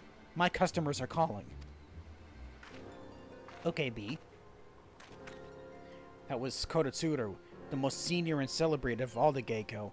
She's also the one charged with training her younger sisters, though she can be something of a harsh taskmistress, as you just saw. I'll show her. There's more to being a Geiko than stuffy old traditions. I may still be young, but I am the future of Kogane. I will soar high atop the Flower District long after that fusty old crane has gone home to roost. She can keep her stuffy old bureaucrats and merchants. I require no more than the young master and Master Gravel at my side. Kotocho's star is rising, and at the Kaiko Odori, it will be shine brightest of all. I feel like she's getting a little too drastic. I hope that's not the case. In heightening your aesthetic sensibilities as a weaver, you have learned manipulation. Alright, just a little bit more to go, but first I need to remove some items I no longer need. Alright, Kame, what's next? A Geiko for all seasons. Kame is not done lavishing presents on his precious butterfly. Master Gravel, you'll be pleased to hear that the Kaiko Odori was a rousing success. And thanks in no small part to you, of course. Kotocho was the star of the show. The foreign dignitaries in attendance were positively smitten with the sight of the Geiko performing a traditional Hinnigan dance, clad in a striking Eorzean dress. A true fusion of East and West, the old and the new. What's more, ever since then, the inns and tea houses of the Flower District are packed with Ijin customers, many of whom ask for our butterfly night after night. So much for Kototsuru and her haughty words of warning. With her prosperity ever burgeoning, my butterfly has received another prestigious invitation. This time, none other than from the Bugyo himself. Kugane's highest magistrate will be holding an exquisite banquet at his estate for official guests of state, and he has called on a select group of Geiko to entertain them. If Kotocho can win the favor of the Bugyo and his associates, none will be able to dismiss her as a passing fancy destined to vanish like the foam in the water. Needless to say, the importance of the occasion has not been lost on the dear girl. She has always asked me for another gift. She has asked me for another gift. And who am I? Who are we to refuse? I humbly request you call upon her and the residents of the Hanmachi and make note of her every wish. Alright, let's go see what we're gonna make for her for this third dress. Oh, I see Kototsuru's here already. Why, hello. How long must this girl persist in wearing these tawdry rags? She may have no respect for tradition, but there's a reason that brings that things are done as they are. And I have been for centuries before any of us were born. I will suffer her insolence no longer. Oh boy. Can you believe this, Master Gravel? Kototsuru insists that I attend the Bugyo banquet in a traditional silk kimono. What right does she have to make such a decision? She's a senior to me, yes, but I'm my own woman. Tell her what you have told me, friend. Tell her that my boldness is an indispensable part of what makes me me. There you go again, Kotocho, dragging others into your petty squabbles. Can you not see this foreigner has more important matters on his mind? Matters like what? Pray forgive Kotocho her rudeness, Master Gravel. She cannot help being the petulant girl she is. There you go again, Kotsuru. Always thinking you know what's best for me. I am dragging Master Gravel into nothing. He fashions his masterworks for me because he believes in me and my dream, as Master Kame does. Is it not so? I think you're just jealous. Jealous because I'm wearing inspired fashions from across the Ruby Sea, while you're still trotting out that fusty old kimono. Poor child. Clearly my teachings were for naught. But I will deign to teach you one final lesson. This is what I propose. Let us compete to see which of us earns the favor of the Bugyo. Challenge accepted. You will eat your words, and your moth-eaten kimono will both when the student outshines her teacher. Such confidence. I take it then you will not be opposed to the conditions. The loser will immediately renounce her position and return to the scullery as an apprentice. Oh, but look at the time, a customer calls. Do try to trip over your own feet when you practice now. Oh, come on.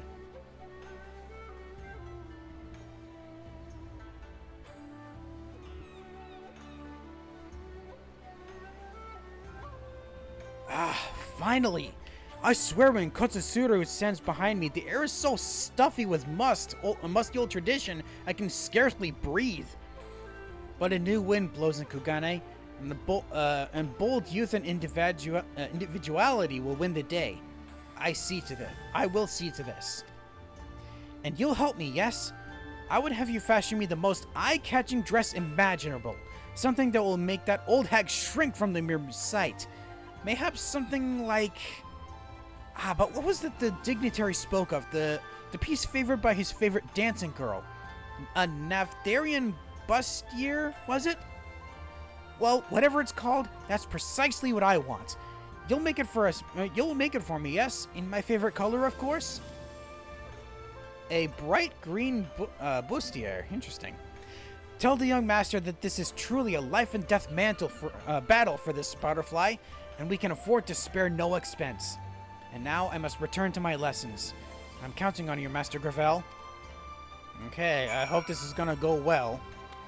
Hello, Keimei. I'm returned once more. You have spoken with my butterfly, I presume? What manner of dress does the girl seek this time? You're not gonna believe this. A dress even more revealing than the one worn by the Ul'dah dancing girls? What is this? What is this strange sensation I feel in my chest? As always, the finest fabrics in our inventory are at your disposal. What will you require? Barely anything, I guess. Oh dear. Just between the two of us, silk of a quality befitting my butterfly is not cheaply had. And yet, so long as Kodocho's star continues to rise, the demand for Western fashions will spread, and our profits will only grow. A contest with Kodotsuru, you say? With the loser forced to start their career over from the lowest rung of the Geiko ranks? This is most concerning, to say the least. But no, I must trust in my butterfly. The girl has not received all she has by walking the well-trodden path, and my own confidence and boldness, daring, must be the equal of hers. You may follow Kodocho's orders to the letter and do so with my blessing. Yagari will provide you with all that you require. May the kami guide your needle, Master Gravel. I have noticed a lot lately that it's difficult for me to say you require properly. Ugh. Welcome back, honored guest. The young master told me that you would be returning. Here are the fabrics he has set aside for you. Thank you. This silk is quite costly, this I know, but are you certain that such a limited quantity will suffice? That's what she's looking for. It only covers the... Forgive me, friend. I meant no disrespect. You must understand that we in Higashi have but recently become exposed to the cultures and customs of your homeland. Judging from what I have seen of your work, I have no doubt that any garment you fashion will be an exquisite piece of unparalleled quality and good taste. Should you require any more fabric, you need but speak the word. I'm not going to need a lot, I can tell. Yep, a seductive bustier is what I'm making. Okay, let's get to it. Reflect. And innovate. For precise. And then a basic. Followed by another precise. I love when that happens. And then venerate for some groundwork. And careful synthesis to make sure we don't damage it too much. Alright, seductive bustier made. Your work is done already? Then you must show it to the young master at once. I must say, Master Gravel, my heart is still... the dress is complete, you say? Pray show it to me without delay. Okay, here you go. Whoop, hold on. A bustier of Thavnarian design, cut low to distract potential business clients, thus providing the upper hand in negotiations. That's why it was built to be like that way? Hmm.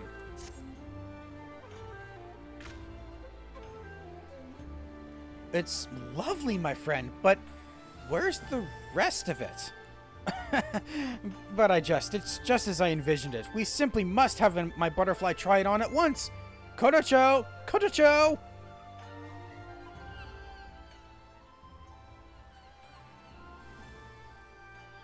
Okay, how does it look? What say you, my friends? Oh! Interesting, that's not as revealing as I thought it was going to be. Because I know that the dancers in Ul'dah wear less than that. Kodocho! Forgive me, it was a bit much for my senses to take it all at once, but now I see. I see it all. I see your resolve and determination as never before. If you will bear your passion in full, know that you will have my unwavering support. You are too kind, young master. And Master Gravel, you have truly outdone yourself this time. It's so light and airy. Why, I feel as if I could take flight in this very instant. My battle with Kodotsuru is all but won. That's the spirit, my butterfly. Do not let that one fluster you. Breathe deeply and show the Bugyo the fruits of your training. And Master Gravel's masterpiece will surely do the rest. I don't know. Thank you, my friends. Mark my words, my performance will be daring and bold as the dress you've gifted me. I will dance as I've never danced before. Hope it goes well. Forgive me, I seem to be short of breath. No doubt it's simply the anxiety I'm feeling in anticipation of my butterfly's most formidable trial yet. I'm starting to think it's because you're seeing a little too much skin. And you're not used to it. I'm sorry, Master Gravel, but I'm feeling rather faint. Would you be so kind as to keep me company here until my butterfly returns? I guess I could do that. The least I could do for making you worry so much.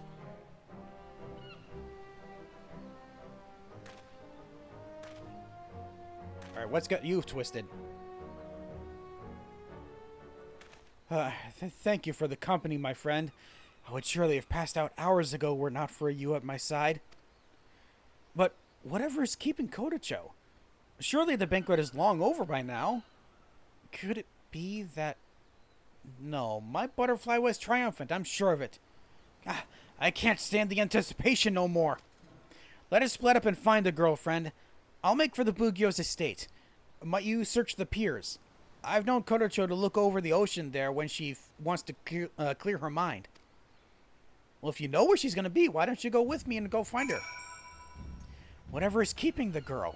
Why, if anything has happened to her, I know not what to do. Something's happened to her? I hope not.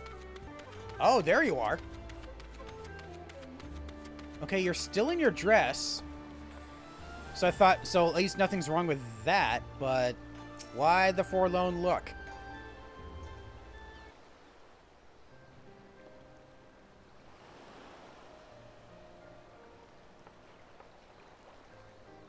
Master Gravel, whatever brings you here? We were honestly getting worried. You were taking a long time. Forgive me for worrying you so. I do not deserve your kindness. Why not? Oh, my butterfly, thank the kami that you were safe. When you did not return after the banquet, I'd feared the worst. But pray tell, how did you fare in your contest with Kototsuru? Forgive me, young master. It's all over. And after all you've done for me. So she did lose. I failed you, my friends. The bustier Master Gravel made for me was perfect, of course. All the blame lies with me. I was not worthy of it. The moment I stepped on the stage, all eyes on the audience fell on me. I saw the looks of shocked surprise on their faces. And before I knew it, my mind was blank. My body frozen. If only I had given my training the same attention as my attire, I might have salvaged a performance worthy of the occasion. Oh, what a fool I am. Finally you learn. A pity it's too late. Here to rub it in, huh? That dress, or whatever you would call it, is a marvel indeed, but I fear you also made a fatal error of judgment, my girl.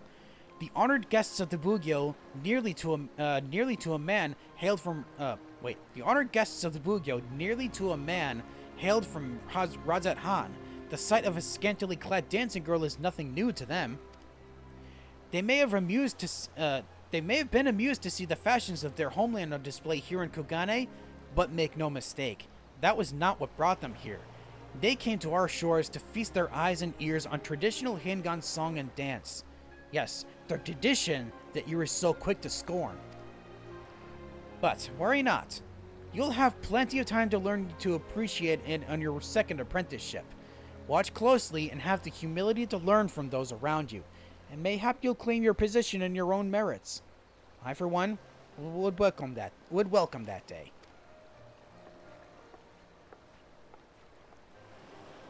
I should have known. I was never Kotasuru's equal.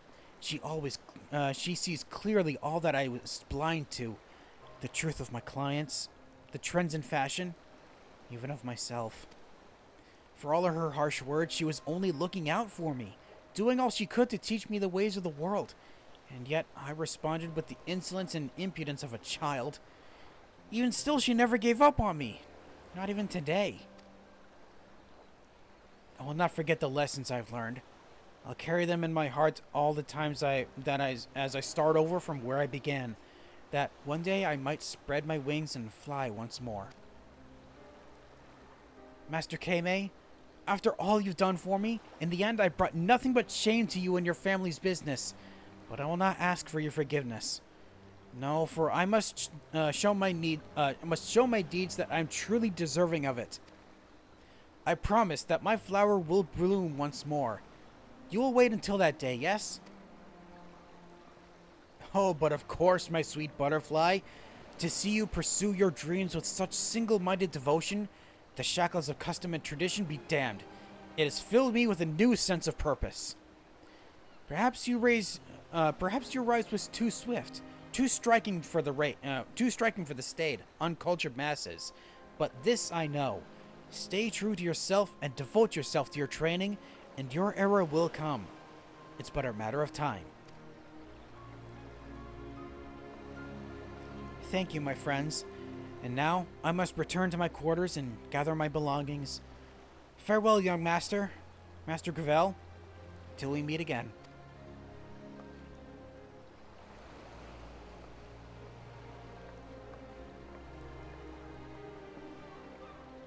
I put on a smile for Kodocho's sake, but to speak the truth, I'm something of a loss right now. I would return to my store and collect my thoughts. Pray, stop by later. There are matters we should discuss. Matters to discuss, eh? And pray tell, Keimei, what matters do we discuss exactly? Thank you for coming, my friend. To be quite honest, I fear for what will become of our business without Kodocho to lure in potential customers and draw attention to our Western fashions. Still, there is naught to do but hawk our wares and hope that our butterflies stay in the apprentice ranks will be short-lived. In the meantime, pray continue to heighten your aesthetic senses and hone your craft. When Kodocho regains her status, I would gift her with a garment worthy of the occasion. Alright, I will certainly do that for you. And what can I get left? 18, 17, 18. Alright, so the cunning materia it is. Alright, one last quest, but gotta get rid of some stuff first. Alright, Keimei, what is left? Well, a new outfit for when Kodocho returns, right? Send me an angel.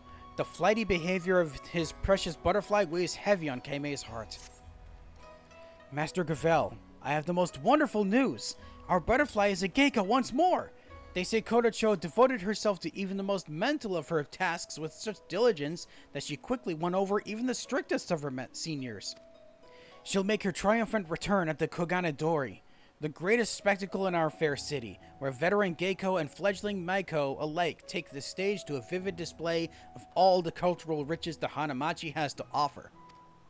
The festivities are held once each year, and as tradition goes, The geiko who earns the highest acclaim takes her place atop the Flower District until such time as she's dethroned at a future event. As you might imagine, Kototsuru has held that position since as long as I can remember. There has, however, been a most unexpected turn of events. Just the other day, Kototsuru announced that she would only be withdrawing from the not only would she be withdrawing from the festivities, but retiring from the Hanmachi altogether. Rumor has it that she is to be wed. Ooh. The suddenness of it all has the Flower District in a state of disarray. That said, this could very well be the chance of a lifetime for our butterfly. So, I thought at least. Yet, for reasons I cannot comprehend, when I asked what she would wear this time, she simply lowered her head and walked away. It's entirely unlike the girl to be so glum on the eve of what very well might be their chance of a lifetime. Is it possible she harbors a worry that she is ashamed to discuss with me? I cannot say, but I'd be ever so grateful if you could talk with her in my stead. Alright, one more request. Let's see what it is weighing on her mind. I see she's returned to her traditional outfit. Is it the same color as before? It's a different color from before.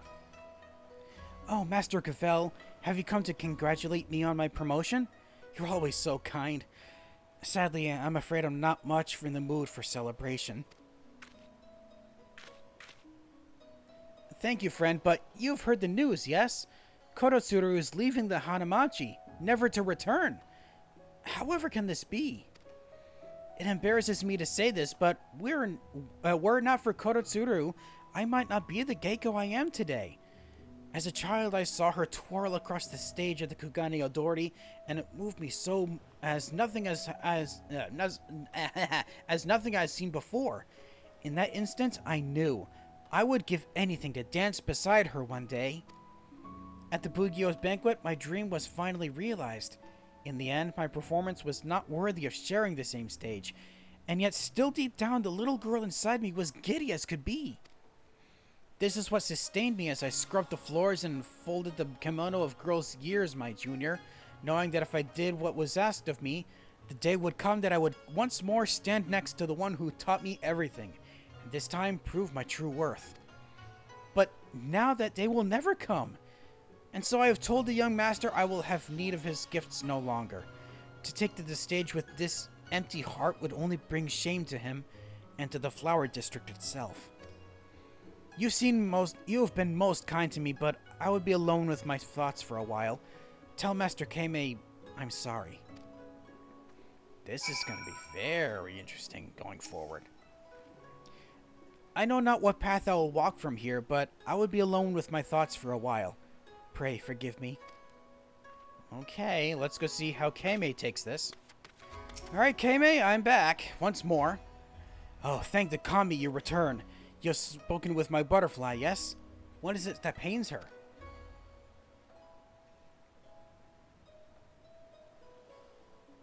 I see. Without her rival and role model to bring her focus, Kotocho has lost the will to go on. The poor girl. Why must she torture herself so? That said, it's quite like her. Once she has set her mind on something, she is not easily swayed by the words of others. It can be one of her most endearing qualities, and at times like this, one of her most frustrating. As the girl's patron, it is my duty to support her in any way I am able. To this point, it's mostly taken from the form of tangible gifts, but it would seem my butterfly requires a different sort of favor from us today. Master Gravel, might you be so kind as to accompany me to speak with Kototsuru? We may yet be able to convince her to reconsider her decision. I don't know. She's known to frequent the piers at this time of night. I'll be along as soon as I have seen to matters around the shop. Thank you, my friend. Oh, is that why we saw her at the piers the other day? Just happened to be there? Kototsuru may seem cold on the surface, but deep down she has a soft spot for her former apprentice. Surely there's hope for us yet. Well, let's see if that actually holds water. Ah, waiting the exact same spot that Kotocho was. something ailing you this evening?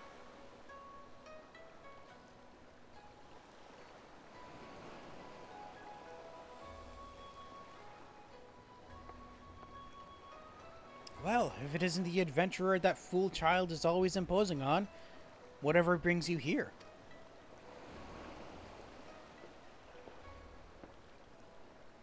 Kodosuru, you must hear us out. A young girl's very life hangs in the balance. Must you always be so dramatic? You're free to make your plea, though I, of course, am free to deny it. I beg of you, Kodosuru, pray postpone your retirement, if only for a fortnight. Say that you will dance at the Kogane Odori one last time. Forgive me, but I believe this life is my own to live. To tell the truth, I've already put off my marriage quite long enough.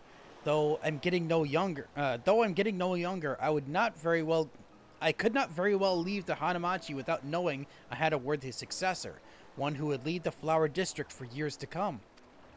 But things are different now. There is at least one who could follow in my footsteps. She's already a favorite of the crowds, and though once she stumbled, she has risen again.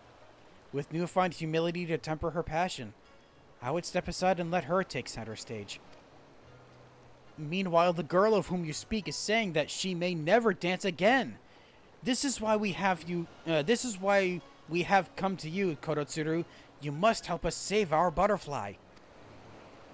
Whatever would you need of me? You're her patron, are you not? Is it you and Master Gavel who have supported her through her most taxing trials? Not I. Ooh, you are what she herself strives to be. You're the one who gives her a dream.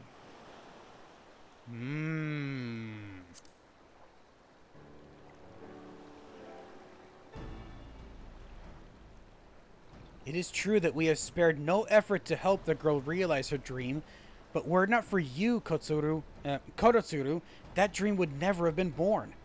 Without you to guide her, to challenge her to be more than who she is today, she's as good as lost.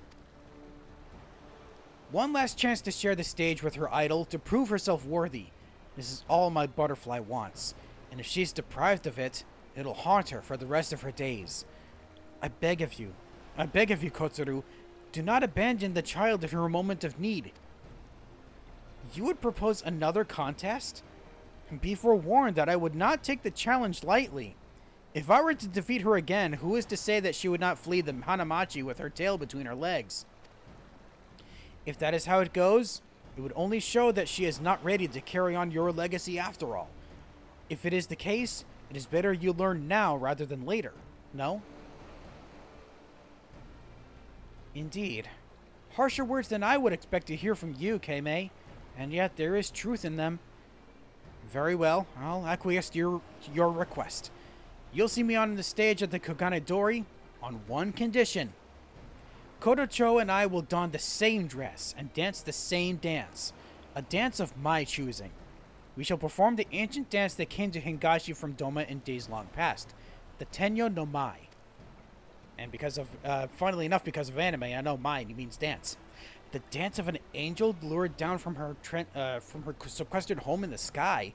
But Doman custom dictates that all who dance the Tenyo Mai must wear a Tenyo Hogoromo in the classic tradition, of course. Simply nothing else will do. Now, Master Keimei, I trust you'll be seeing to my attire as well as that of your precious butterfly, yes? But of course, it'll be our pleasure, right, Master Gravel? You may consider a wedding present from the both of us to you. Oh, gonna consider it a gift. I can't think words. That said, this is quite unprecedented. I can't recall the last time a dance of ancient Domo was performed at the Kogane Odori, much less a time when two leading Geiko performed it in identical garb. You seek to level the playing field to ensure that this is the test of pure skill. Very astute, Keimei. For all your posturing, at times I look in your eyes and see the man who found me in the tea houses, who brought me my first kimono so many years ago. Ooh, you worked for him as well. Father? At any rate, consider all your traditions accepted. Conditions accepted. For all that you have done and will do for my butterfly, I thank you. And with that, I should return to the Flower District. I look forward to my present, Master Gravel. I got a lot of work cut out for me. I gotta make 2 of them. Well, that went about as well as could be expected. Still, we haven't any time to lose. Let's meet back at the shop. I'll send for Kotocho. Alright, here we go. Here you both be. Good, good. So we meet again. The young master asked me to come at once. The timing is curious, but it's all as well. It's all just as well. There's something I must tell to both of you. Uh-oh. We should tell her first so that she doesn't say anything she doesn't want to. It would seem we're all here. Excellent. Kotocho, there's something you must know. Wait, young master, before that, there's something I would say as well. To both of you. You've been so gracious with me, lavishing upon me presents I scarce deserved, but I fear I can accept your patronage no longer. Whatever passion for my art I once had burns with me no longer, and so I'll be leaving the Flower District forever. Wait, my sweet butterfly, have you not heard the news? Kototsuru has agreed to give one last performance at the Kugane Odori. What's more, she has issued a personal challenge to you. What? Could this be true? She has, however, given her conditions. The two will perform as one. The two will perform as one. The Tenyo no Mai, the dance of ancient Doma, and so clad in identical Tenyo Hagoromo, fashioned by Master Gravel's hand. Can my ears be believed? I will not only share the stage with Kototsuru, but don the same dress and dance the same dance? Yes, we said that multiple times. Change of plans, young master. Your butterfly will not be retiring after all. After all, we must send Kototsuru off in grand fashion, must we not? Master Gravel, might I trouble you with the one last commission? Those are the eyes burning with passion that stole my heart that day. We stand by your side as ever, my butterfly. Pray show us the dance of your lifetime and give Kototsuru the wedding present that only you could provide. Young master, Master Gravel, words cannot convey my gratitude for all you've done for me. I promise you that this time we will be different. No, I will not shirk my training for even a moment. But what am I going to... what am I still doing here? I must begin at once. And of course, take your time to bow. Always need time for that. This will be the final piece I ask of you, friend. I need not impress upon you the gravity of it all, for my part, I can assure you, I spared no expense in procuring the finest of materials. Fabrics of the purest white, so pure one would think they weaved by the angels themselves. White to symbolize Kototsuru's betrothal and Kotocho's rebirth. Oh, very fitting.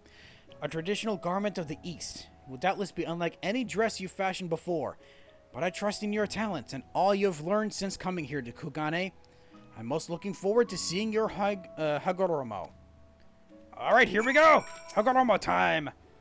Welcome back, friend. I trust you have come for the fabrics the young master has prepared. They are yours.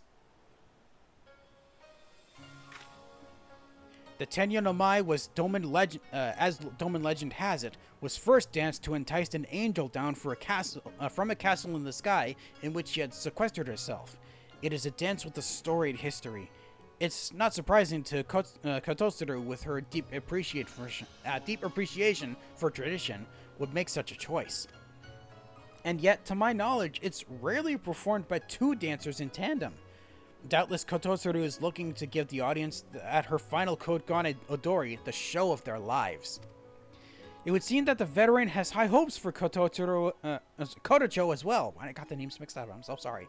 But can the young butterfly truly live up to her mentor's demanding expectations? I, for one, will be on the edge of my seat.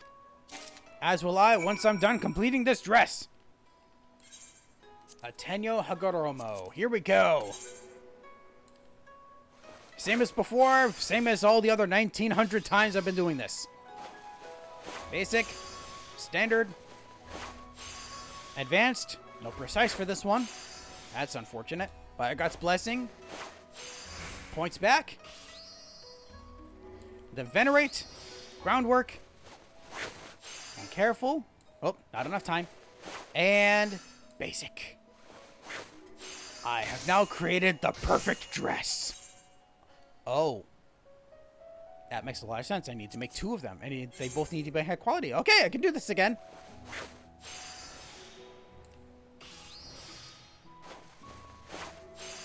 No precise touches this time either. Damn it. Oh, there we go. Now I get it, even though I don't need it anymore. Okay. Mend. And then Venerate for the final finishing. Collected, come on. Touches. I mean, synthesis. Okay, I have made all that I need. Your work is done. The young master will want to see it without delay. Alright, Kame, here are the dresses. Is that what I think it is? I knew I could count on you, friend. 2 Tenyo Hagoromos, a billowy kimono of Far Eastern design named for angelic beings from Hingan lore.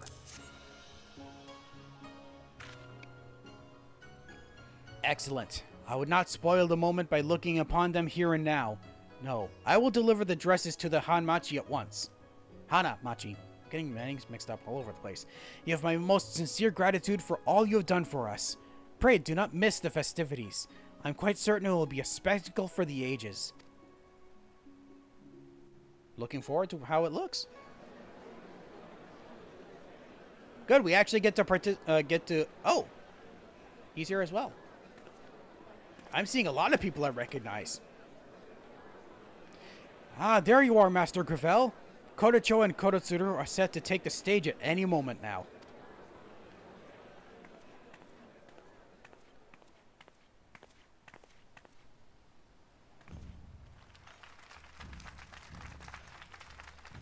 Just look at them, my friend. If such a thing were possible, I would swear that 2 angels descended from the heavens stand before our very eyes.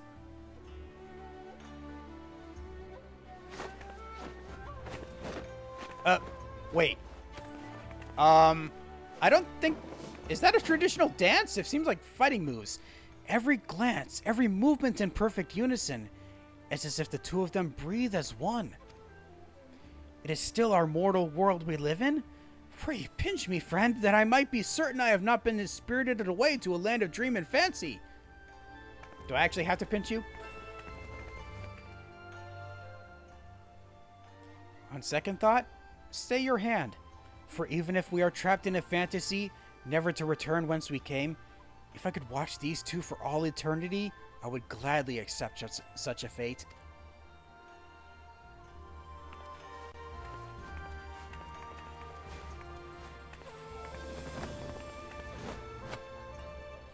They actually did look like they enjoyed themselves too.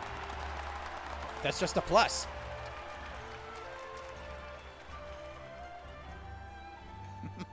That was actually nice. I like that. I wasn't expecting dance fight moves though. That was a very strange thing. I have no words for the beauty I just witnessed. It's as if I'm lost in a dream from which I hope never to wake. You can thank Master Gravel for that. From the moment I wrapped myself in this Hagoromo, it was as if I had truly transformed into an angel. In all my years on the stage, I've never felt as I did this day. It's as if our bodies and souls were one. I knew not where one of us ended and the other began. And to think I almost left the Hanamachi without ever having experienced the rapture of this night. Kodotsuru, forgive the headstrong, foolish girl you knew, and know that the woman who stands before you understands all that you have done for me through the years, and thanks you from the bottom of her heart.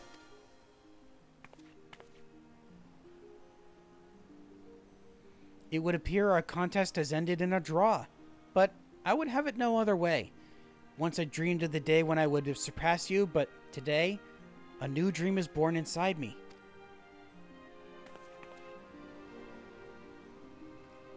All that you have given me, I will share with those around me. The young master, Master Gavel, and all those in Kugane, citizen and wayfarer alike, who would honor me with their patronage. The Flower District will be in safe hands. Farewell, my dear sister, and may happiness fill the rest of your days. Thank you, my dear, but let's have the farewells for the proper occasion, shall we? Or is the shining star of the Hanamachi in such a demand that she would refuse an invitation to perform at a ceremony? Oh, inviting her to the wedding!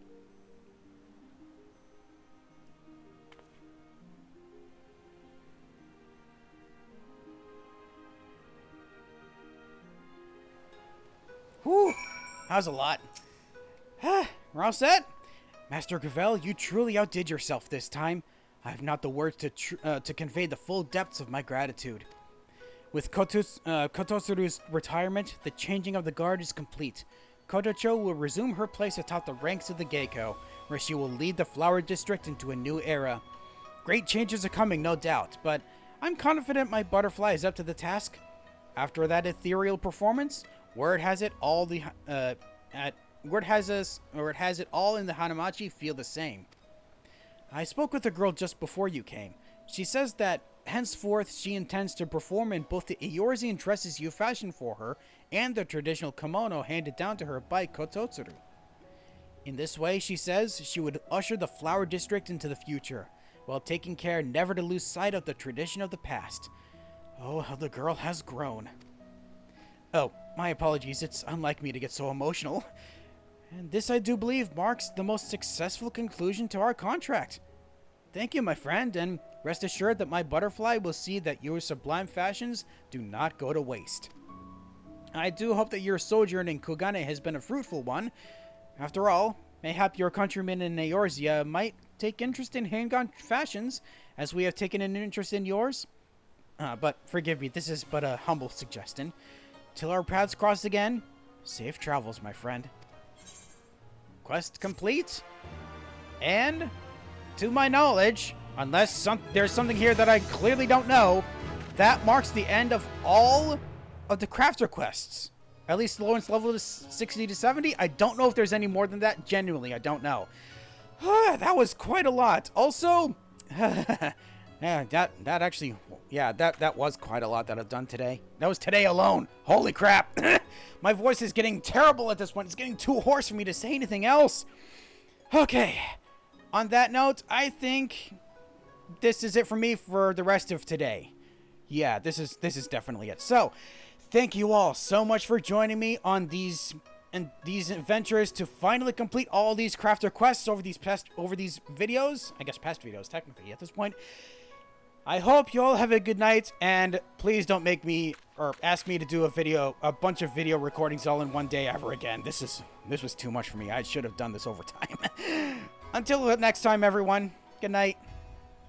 I really need to rest my throat now.